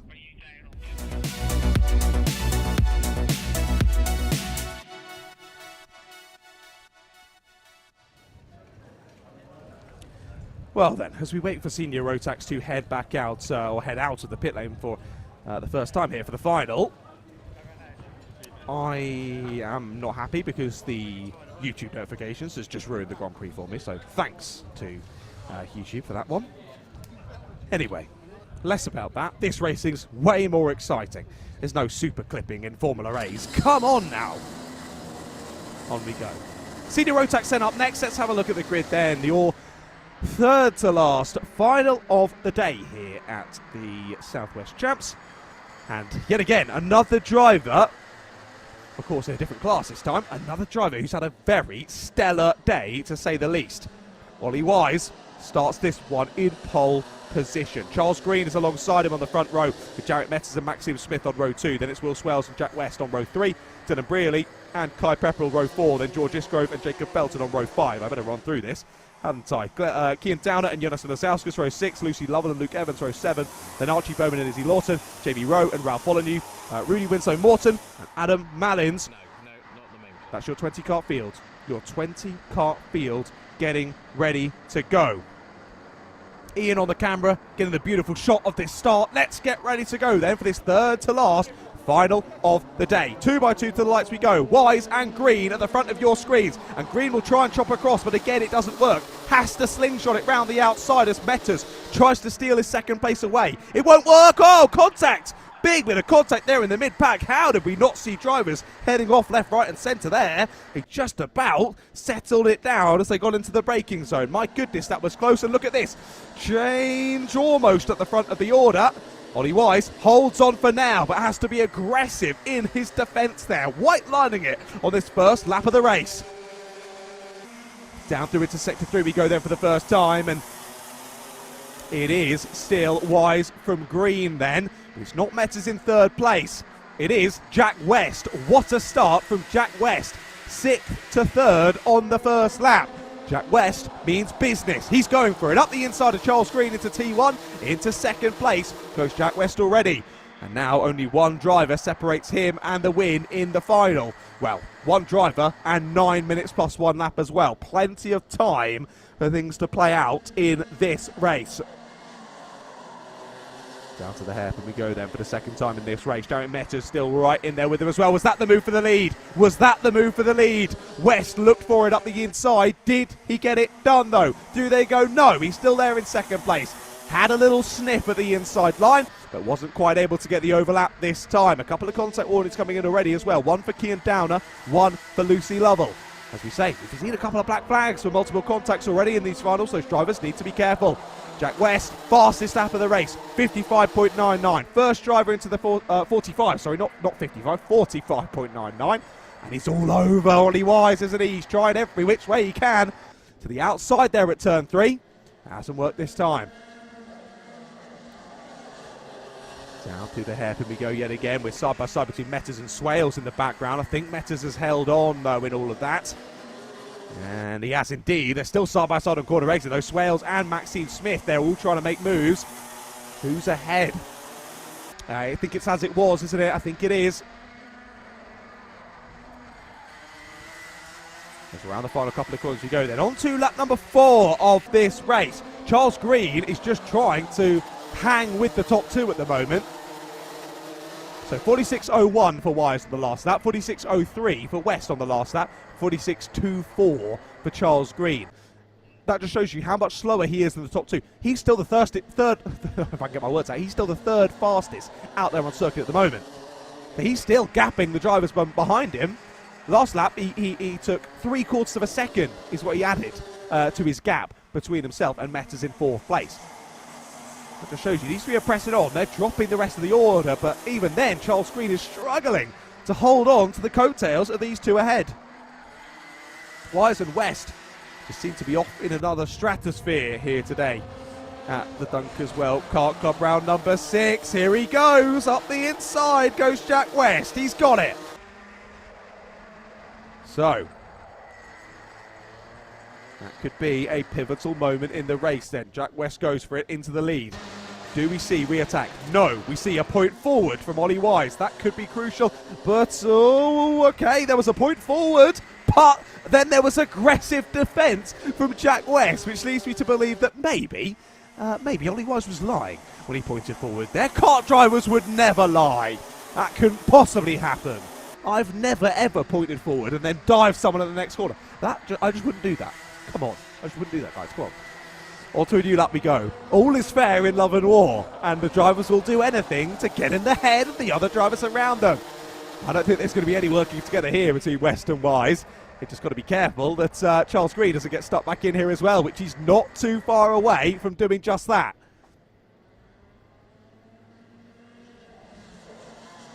Again, look at that, heavy defensive to the inside line there, continuing to white line. It is Jack West and leaving just enough room on the inside where Ollie Wise can't thread the needle and put his kart there, has to settle behind once again. A few more contact warnings to come through. Oh, Lucy Lovell needs to be careful. She's had 3. Lovell's had 3, Follownew's had 2, Downer's had 1, and Swales has had 1. Lucy Lovell, 1 more contact warning, and she could be getting a black flag here. She's got to be very careful. Again, aggressive defence down to T1 for Jack West. Up and under attempt here for Ollie Wise, as Ollie Wise has got himself a contact warning as well. Oh, Wise wants that inside line, but it wasn't there. Wasn't there for the taking. Maybe a little bit of leaning front to rear there, but nothing too serious, as again I have a bit of a Jonathan Ross moment. We're half race distance here in juniors. How?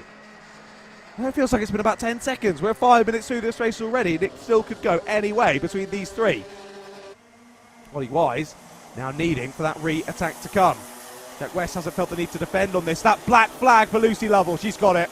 Yeah, that final contact warning, I thought it was surely inevitable with 5 minutes left to go. She's got one. Black flag for Lucy Lovell. That's a real shame for her. She's been super speedy today. She's up in the top 10 at the moment in this final. Race is over for Lucy Lovell.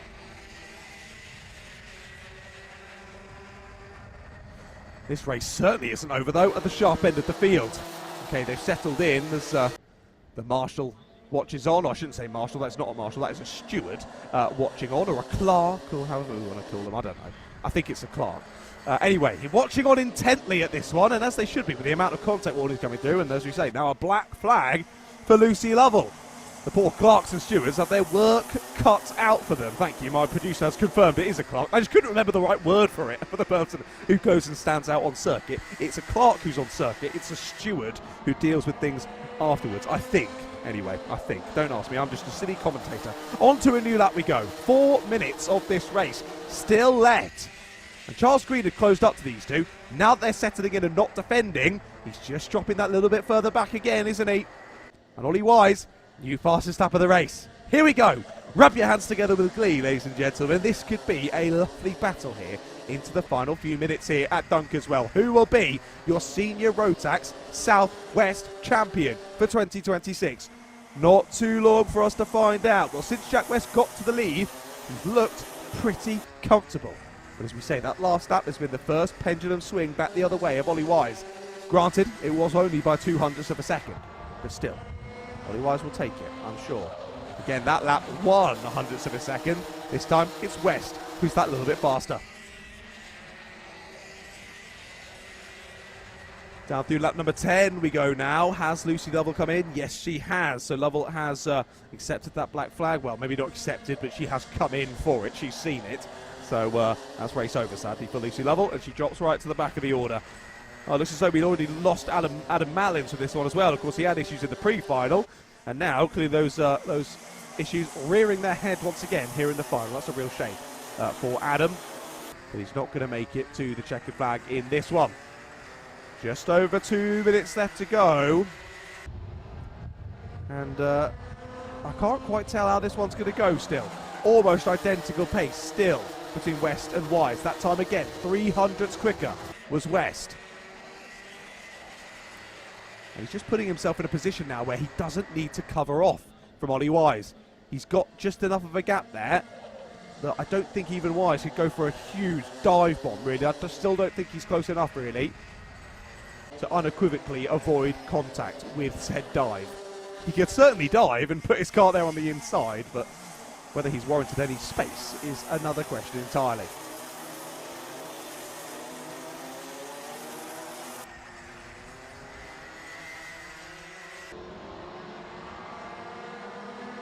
On to lap number 12 we now go, and that time it was 700ths quicker for Jack West, so he does just have enough here to keep Ollie Wise at arm's length. After how brilliant Ollie Wise has been here today, was Jack West not without his issues. Ollie West there to pick up the pieces when things were going wrong for drivers around him. But as we settle in to this final, Jack West has raced through from 6th place on the grid. And he's up into the sharp end. I want to check back as well in that pre-final. Where did he come back from in the pre-final? It was 19th. So after Heat 1 and Heat 2, things went wrong in one of them, ended up starting P19 in the pre-final. Jack West has raced his way back to P6 in the pre-final to start 6th for the final. He's then raced in the final from 6th to the lead, and then is slowly been pressing on ahead of Ollie Wise. Here is your battle for 4th though. Metters and Smith still nose to tail, as they have been for a number of laps now, to be fair to them. And here's slightly further back as well. Will Swales and Kai Pepperell also nose to tail. That's 6th and 7th for those two. And we sort of split off into those battle packs as we have done earlier on. Dylan Brearley and Keir Downer both in a squabble. Yanosowskis on his own a bit. Same for Luke Evans. Same really for Isgrove as well. A bit further down, next battle is Ralph Molyneux and Archie Bowman, really, for 16th place. And, sorry, didn't spot Izzy Lawton, very much involved in that battle as well. Well, timers hit 0, but clearly Jack West got under the gantry just before that timer hit 0. And he does eke out an extra lap from this senior Rotax final.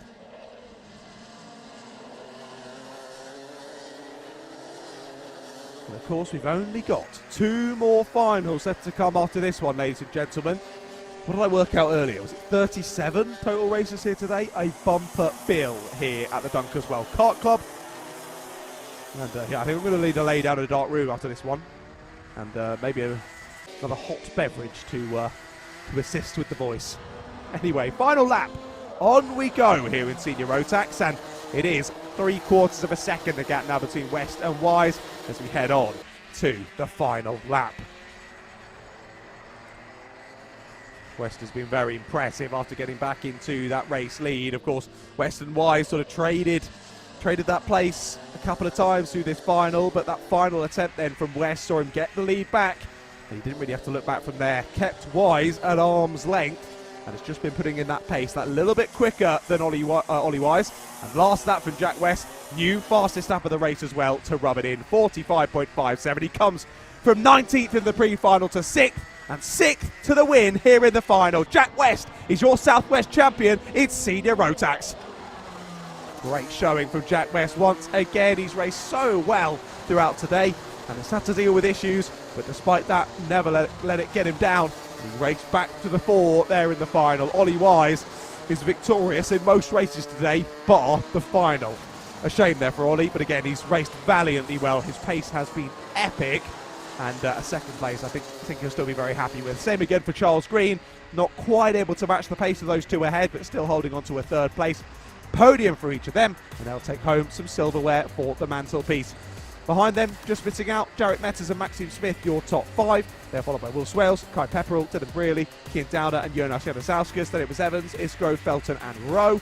Behind them, Winslow Morton, Follonew, then Bowman, Lawton, the last senior finishers, Lucy Lovell getting that black flag for multiple contact, and then Adam Mallins out of the race early on in that one after only 4 laps of racing. Well, there we are then. Another Southwest champion is crowned, and it is Mr. Jack West there, provisionally in Senior Rotax. Of course, remember, all of our results always very provisional. Make sure you head over to the Alpha Race Hub to check on those finalised results from all of the races so far today. I can tell you, though, the finalised results so far, your Southwest champions are Eli Parkhouse in Bambino, Sebastian Crawford in Micromax, Alfie Phillipson in Intermax, Aidan Hammond in Junior Rotax, Liam Hamling in Formula A, and like we say, provisionally, Jack West there in Senior Rotax. We have 2 more final sets to come, ladies and gentlemen. Up next, it's your final for 177s.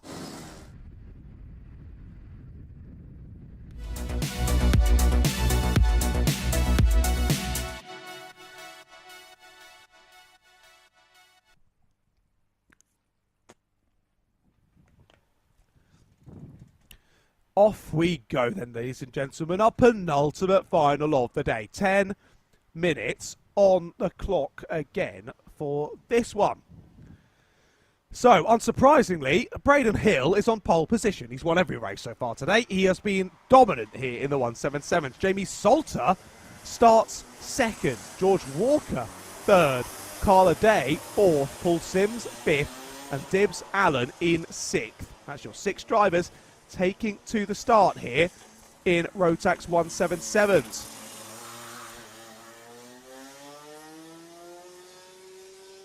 We had a penalty in the pre-final for basically every driver. What was going on there? We've got one driver trying to chase up to the back of the order here. Do we go to green flag or do we go round again? I can't quite tell.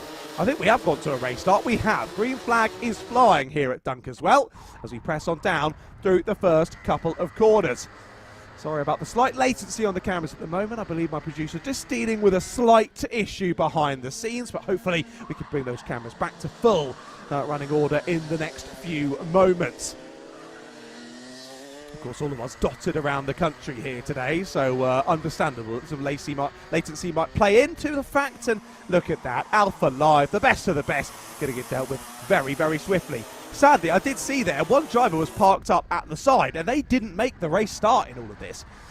Who was that? That was Dibbs Allen. What a shame. Dibbs Allen didn't make it to the race start in this one. Oh, we've got a spinner at the background as well. That is Paul Sims. The Paul Sims spins down at the S's. So what a shame. One driver out of the race before the race start. One driver spinning down at the S's, which will mean that... well, they dropped so far off the back of the train now, 12 seconds off the back of the train, that, yeah, Paul will have his work cut out for him, really, in this one to get anything further up the field than 5th place in this one. These 4 drivers continuing on then, nose to tail as they head through sector number 2, now down into sector 3 once again. And I have a sneaking suspicion we might see more of what we saw in previous races today. These drivers seemingly all so close together. I mean, at maximum through the day, we've had a field spread of like 2 seconds in terms of fastest and slowest time, really. At the moment, the field spread is 6/10 between Braden Hill's fastest and Carla Day's fastest. Okay, we can't count Paul because he spun on that other lap, so that wouldn't be fair. But 6 tenths. I forgot it. 6 tenths between your fastest and slowest drivers. That just shows how close the field spread is. The issue is they're all about the same between each other. About 2 tenths between one and the other. Then 2 tenths, then 2 tenths, then 2 tenths. Which just means they all stay very close together. And by the end of the race, they'll still be pretty close together. But they'll end up opening out a couple of seconds here, a few seconds there. And that just means we've been struggling to find side-pod to side-pod racing action here today in the 177s. It's all the drivers just at varying levels of experience and varying levels of talent as well behind the wheel. For Braden Hill, he's had so much talent on show here today. He's been consistently the quickest driver out there all day, has the number 32. And he's got 10 minutes of this race to try and hang on and bag himself another race victory here at Dunkeswell, and of course crown himself the Southwest champion in the 177s. Of course, George Walker, Jamie Salter, Carla Day, Paul Sims, all of them will do their best to try and make sure that doesn't happen. But given what we've seen earlier, given the pace room already in this race, I have a sneaky suspicion it's going to be pretty challenging for any drivers to steal that race win away from him. But never say never. Crazier things have happened in karting. Crazier things have happened here at the Dunkeswell Kart Club. So let's see how the rest of this race plays out. As they head onto lap number 5, though, it's another fastest lap from Braden Hill. The first driver down in the 47s, a 47.92 for Braden, sees him gap George Walker by now nearly 2 seconds. It is only 1 second, though, between Walker and Salter. And then only about 7 tenths then back from Salter to a day. So second, third and fourth, still potential for battles in this race. Let's keep our eyes peeled.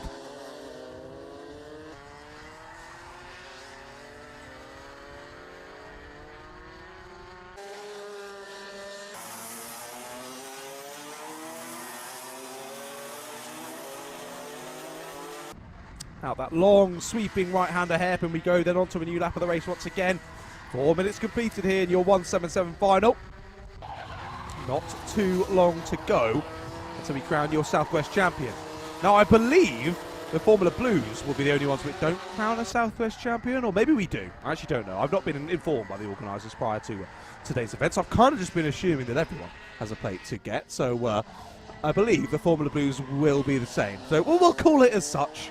If I'm wrong, I'm wrong. Either way, they will have won the race and done a very valiant effort with with a trophy anyway to take home for the mantelpiece. The Formula Blues are last of the day. Only a bit of an inkling that maybe it's different because, of course, they're running on a different format to everyone else today. Running that 3 heats and a final versus everyone else running the 2 heats pre-final and final format. So anyway, we'll see. We'll see. Even if they don't get the SC plate, we'll still call them the Southwest champs. Because why not? Why not? 5 minutes left to go then. Half race distance here in the 177s. That gap now 3 seconds between Braden Hill and George Walker. It's now 1.3 then between Walker and Salter. And actually, really, the battle here might just be, once again, like we saw earlier in the day, between Salter and Ade. 6 tenths it was heading onto this lap. About what it has been the last couple of laps. So these are the two to watch, I think, for a potential battle into the second half of proceedings.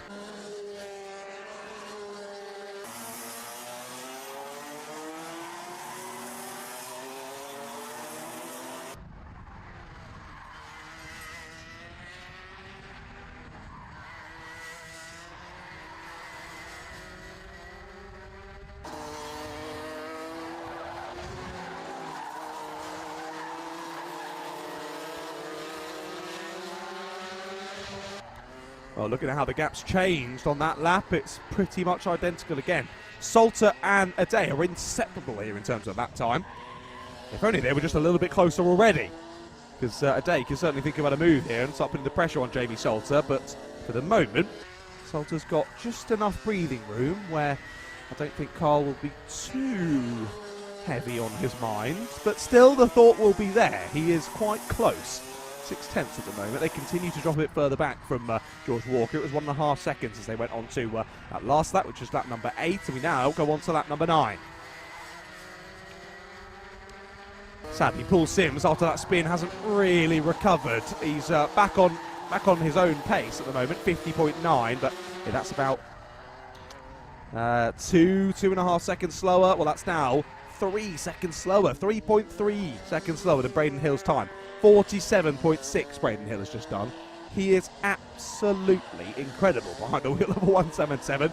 Braden Hill has been flying here today, and it's not been the 177, it's been the Braden Hill show, hasn't it, throughout the day. He's never looked back after getting out into the lead of the race. And it looks as though he's going to have a relatively chill one in this final as well. Never looking back. He's got less than 3 minutes left to go now to finalise a perfect day here at the Dunkeswell Kart Club.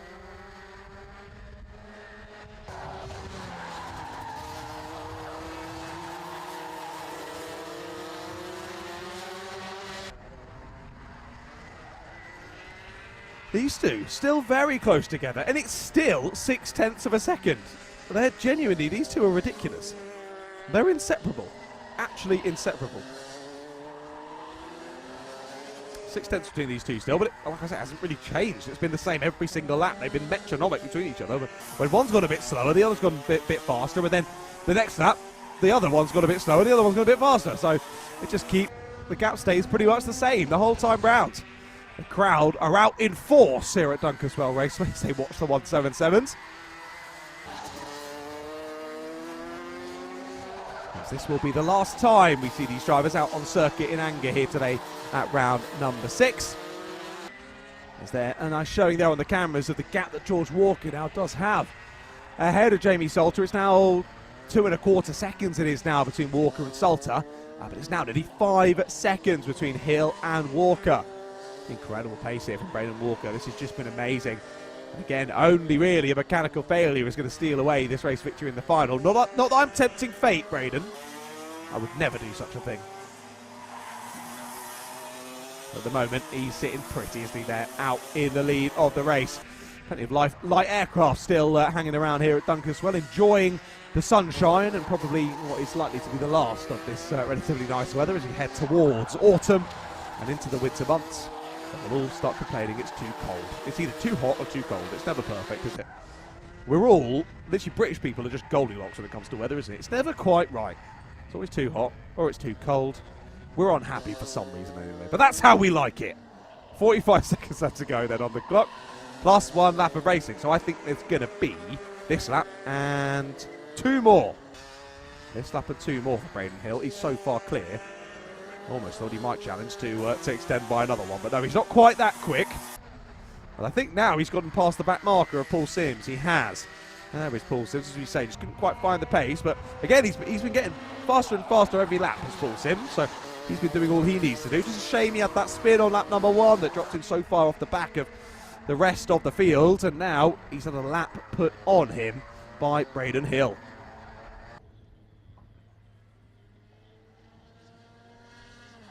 Braden flies on down then to the right-hander hairpin once again here for the penultimate time in this race, penultimate time of the weekend as well for Braden Hill.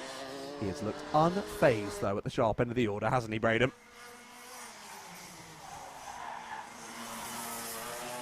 Down through the hairpin right-hander then, it'll be on to the last 1,032 metres of this race.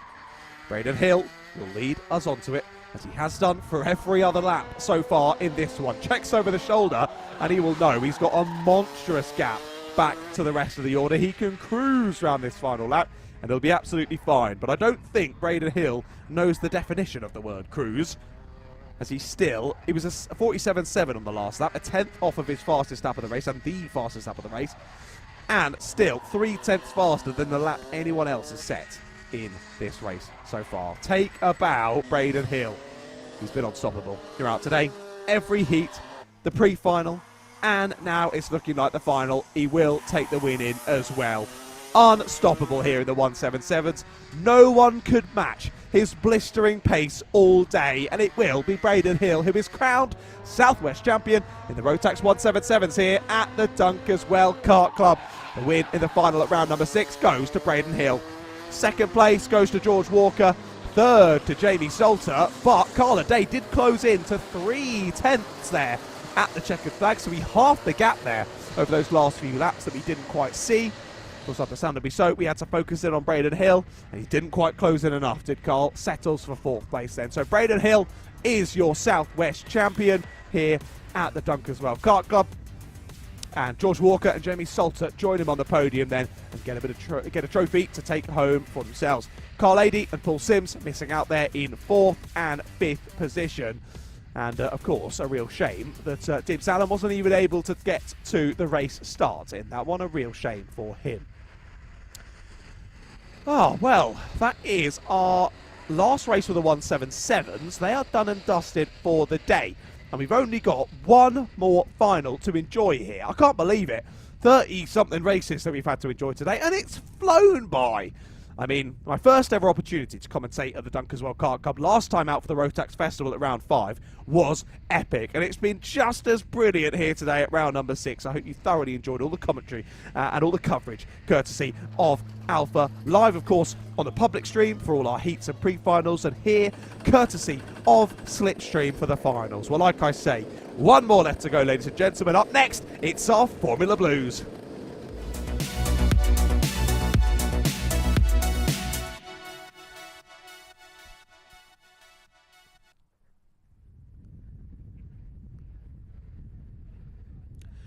Right then, it's our last race of the day. A long day it has been, but my goodness, it's been fantastic. Classic racing at Dunkeswell, as always. I haven't been able to keep my eyes off the screen. Partially because that's what I'm paid to do, but partially because the racing has been so epic. And off we go then. Green flag is flying here for the final time at Dunkeswell Raceway. Let's have a look at the grid.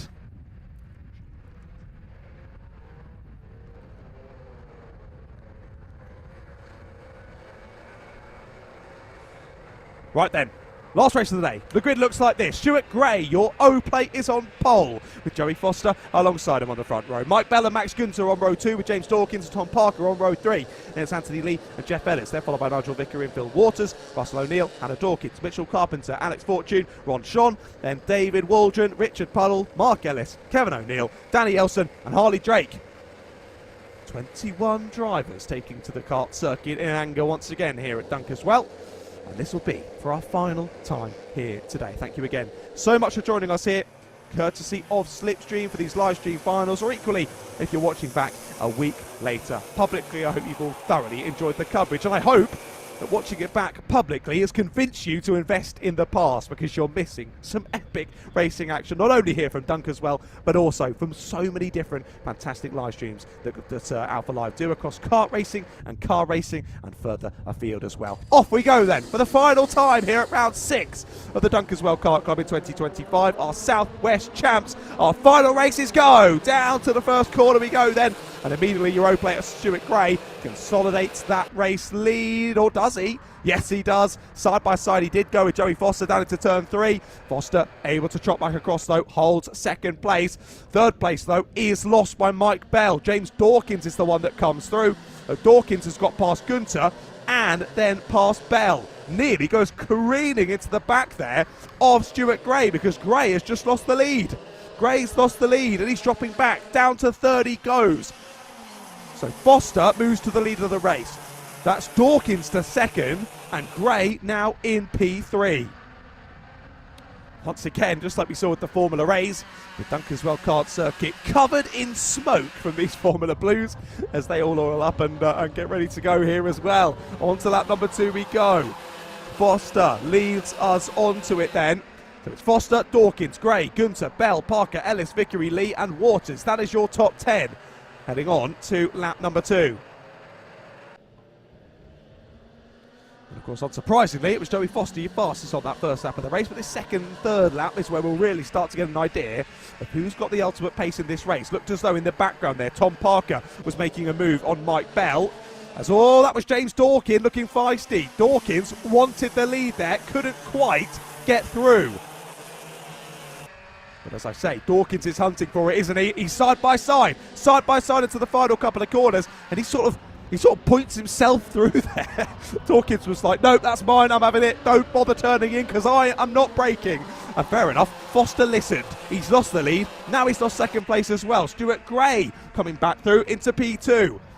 Max Gunter's right there on the 131. Mike Belly's there on the number 4. So we did have a driver look for it.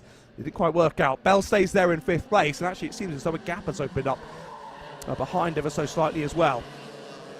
Jeff Ellis getting past Tom Parker in the background, so maybe that's actually what I saw there. Maybe it was Ellis back through on Parker rather than Parker trying to get a move done on Mike Bell.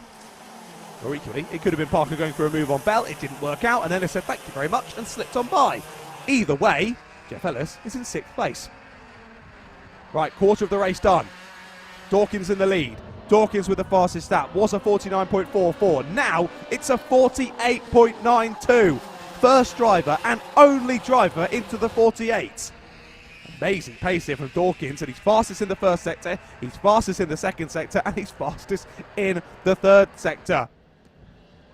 That last lap, 48.92 for Dawkins, 49.15 for Stuart Gray was the closest challenge to that lap time, and then everyone else was 49.4, 49.5, 49.6, 49.7. Almost a second on that time from Dawkins, at least 6 or 7 tenths of a second.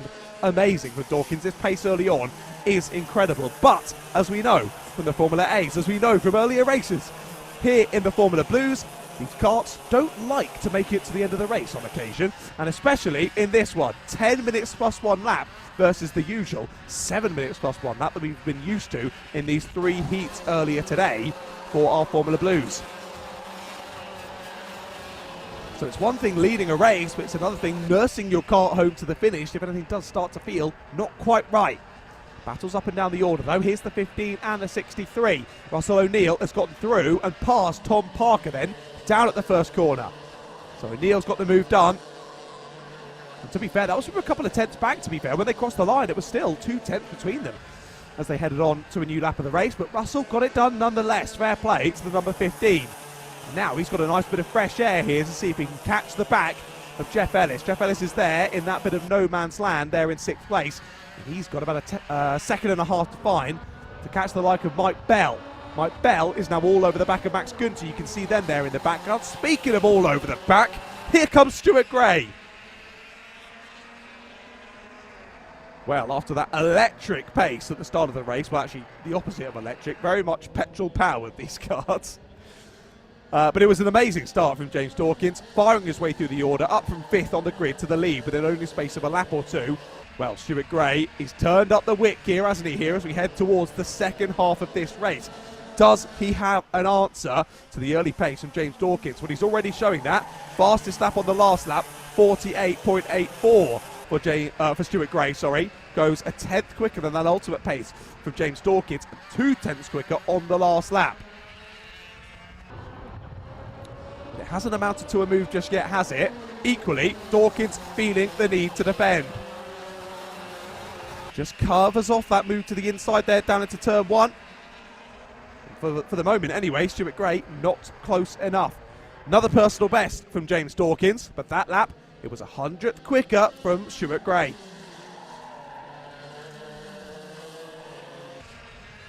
Trying to keep my eye further down the order as well. Max Gunter and Mike Bell are still battling over P4. Then further down, we've got Tom Parker and Phil Waters battling. Same with Anthony Lee. Oh, that's a big train. We've got Tom Parker, a bit of a cork in the bottle, in 8th place. So he's got Phil Waters, Anthony Lee, Danny Elson, Nigel Vickery, Harley Drake, David Waldron, Hannah Dawkins, Alex Fortune, all in that train of drivers from 8th place back. That's 8th to 16th. In that train, my goodness, but we can't take our eyes off this leading battle. New fastest lap of the race from Stuart Gray. Granted, it was only half a tenth quicker on the last lap than James Dawkins, because Dawkins also put in his personal best. Once again, we see that pendulum swing back the way of Stuart Gray. Oh, here you go. Battles further down the order. This is the number 20, Harley Drake. One of your junior blues is up the inside there of, that's Anthony Lee that he's gotten through. So up into P11 goes Harley Drake. He's a couple of places at the moment behind Danny Elson. He's nearly at the front of that train now, squabbling with Phil Waters. As actually looks so Tom Parker was able to get a second or so ahead of this battle further down. There is the 36 of Phil Waters, with Danny Elson right behind him there on... Oh, sorry, Danny Elson's just ahead. It was Harley Drake who's right behind him. Now that makes a lot more sense. And then the 62 of Anthony Lee. Looks over the shoulder, round the outside. Nice move there from the number 20. Harley Drake's through.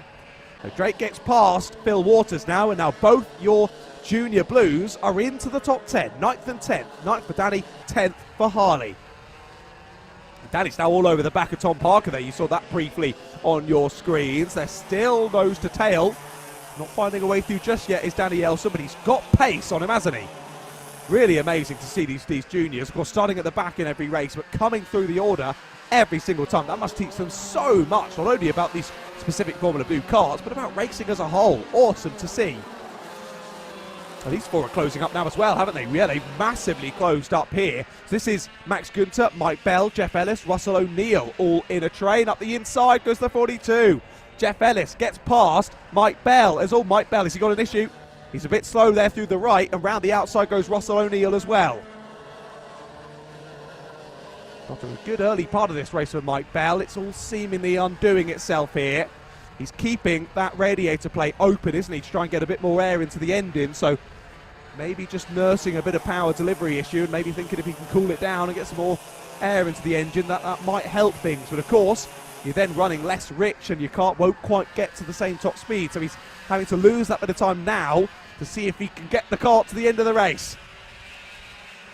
They're confirmed on your timing on the left-hand side as that goes up the inside. Russell O'Neill another place. No, not quite. Up and under goes the 42. They'll run side by side up to turn 3. Over the curb goes Russell O'Neill, and that does give the place. It was Jeff Ellis up and over the curb, and that gives the place to Russell O'Neill.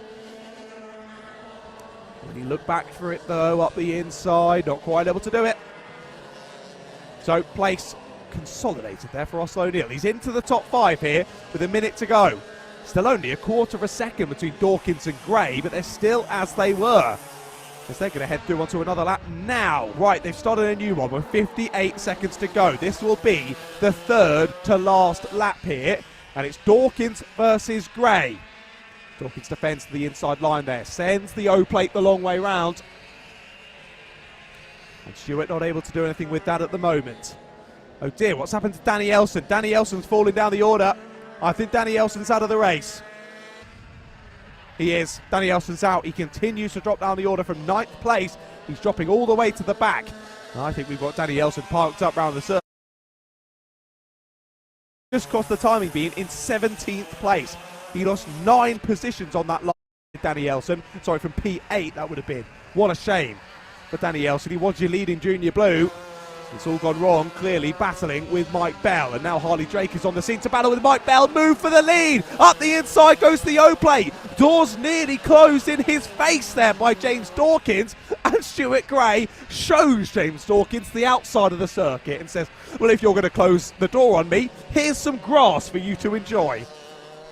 Down the back straight we go yet again, and you can see Dawkins bouncing in the seat, trying to get any sort of performance advantage that he can there down the back straight, because of course he's been leading for pretty much all of this race, and now as the timer hits 0, he's lost the race lead. Down into the hairpin we go then for the penultimate time. They might catch some back markers here on the final lap as well. That would really throw the cat amongst the pigeons. Sadly, it looks as though we've got Richard Puddle who's out of the race, and Mark Ellis, I think, has just gone out of the race as well. Well, on to the final lap we go then. Can Dawkins find a way back past Stuart Gray? The O-plate champion wants to be the Southwest champion as well, here for round number 6 at the Dunkeswell Kart Club. Up and under will try James Dawkins. He's got a lovely run. He's on the outside line. They're catching the back markers as well. Oh, that was so close. Dawkins had the run there, but had to back out to not go into the back of the struggling back marker. Maybe that is Ron Sean going a bit slowly there at the back, or maybe Mark Ellis. We'll wait and see. To the flag we're going to go though. Will it be Gray? Will it be Dawkins? Gray is all over the back of James Dawkins. He needs a great run out of the hairpin, but it's not going to happen.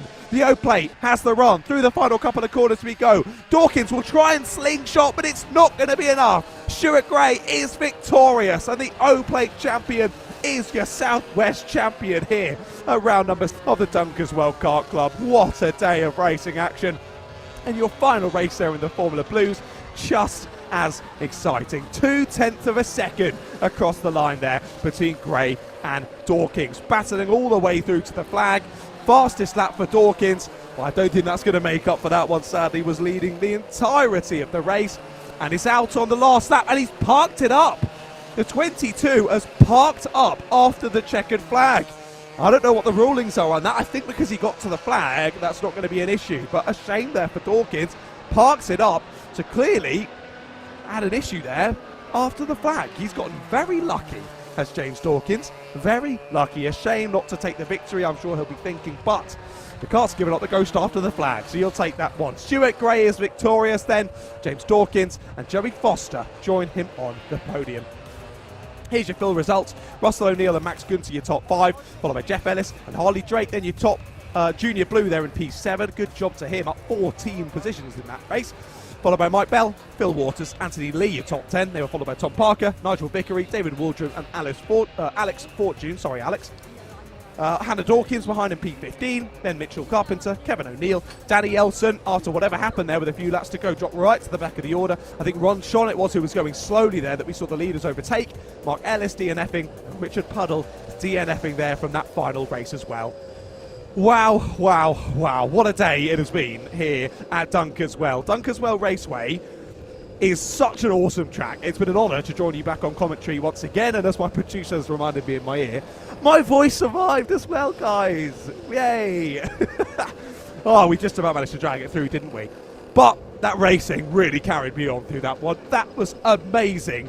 The Rotex Festival was brilliant, but the Southwest Champs was incredible. Thank you to everyone who joined us here in person to get out there and go racing. We literally can't do it without you out there racing. So thank you for joining us, and I hope you've had the best day of racing action here at Dunkeswell. Congratulations to all the new Southwest champions that have now been crowned here today. Massive thank you to you all for watching here, courtesy of SlipStream for the finals, and everyone, of course, that watched the earlier heats and pre-finals as well that were open to the public. Thank you all for joining us here for the racing action. Thank you as well to Dunkeswell for, 1, putting on a brilliant event, and 2, wanting me back on commentary. Thank you very much for that. And a big shout out to everyone behind the scenes who makes these events possible. All the Orange Army out there on track as well, still enjoying the sunshine. Everyone behind the scenes, all the stewards, all the coordinators, everyone that makes this possible. All of the ambulance crew as well for taking time out of their weekend to be here with us. We literally couldn't do it without them. So thank goodness we didn't need to see them at all today. It's always a good day when we don't need to see them. But a big thank you to them for being on hand. And a massive thank you to Alpha Live for bringing you these pictures. And of course, thank you to you all for purchasing the SlipStream Pass and enjoying that racing action here from Dunkeswell. It has been epic, and I've thoroughly enjoyed joining you for it. My name is John Ratcliffe, at Ratters Media on Instagram, if you do want to go and give me a follow. And of course, shout out to Alpha Live, but also that all our camera operators and my producer as well have put on a stellar show for you all and coverage of the fantastic action. But from us here at round number 6 of the Dunkeswell Kart Club, for us here today, it is goodbye.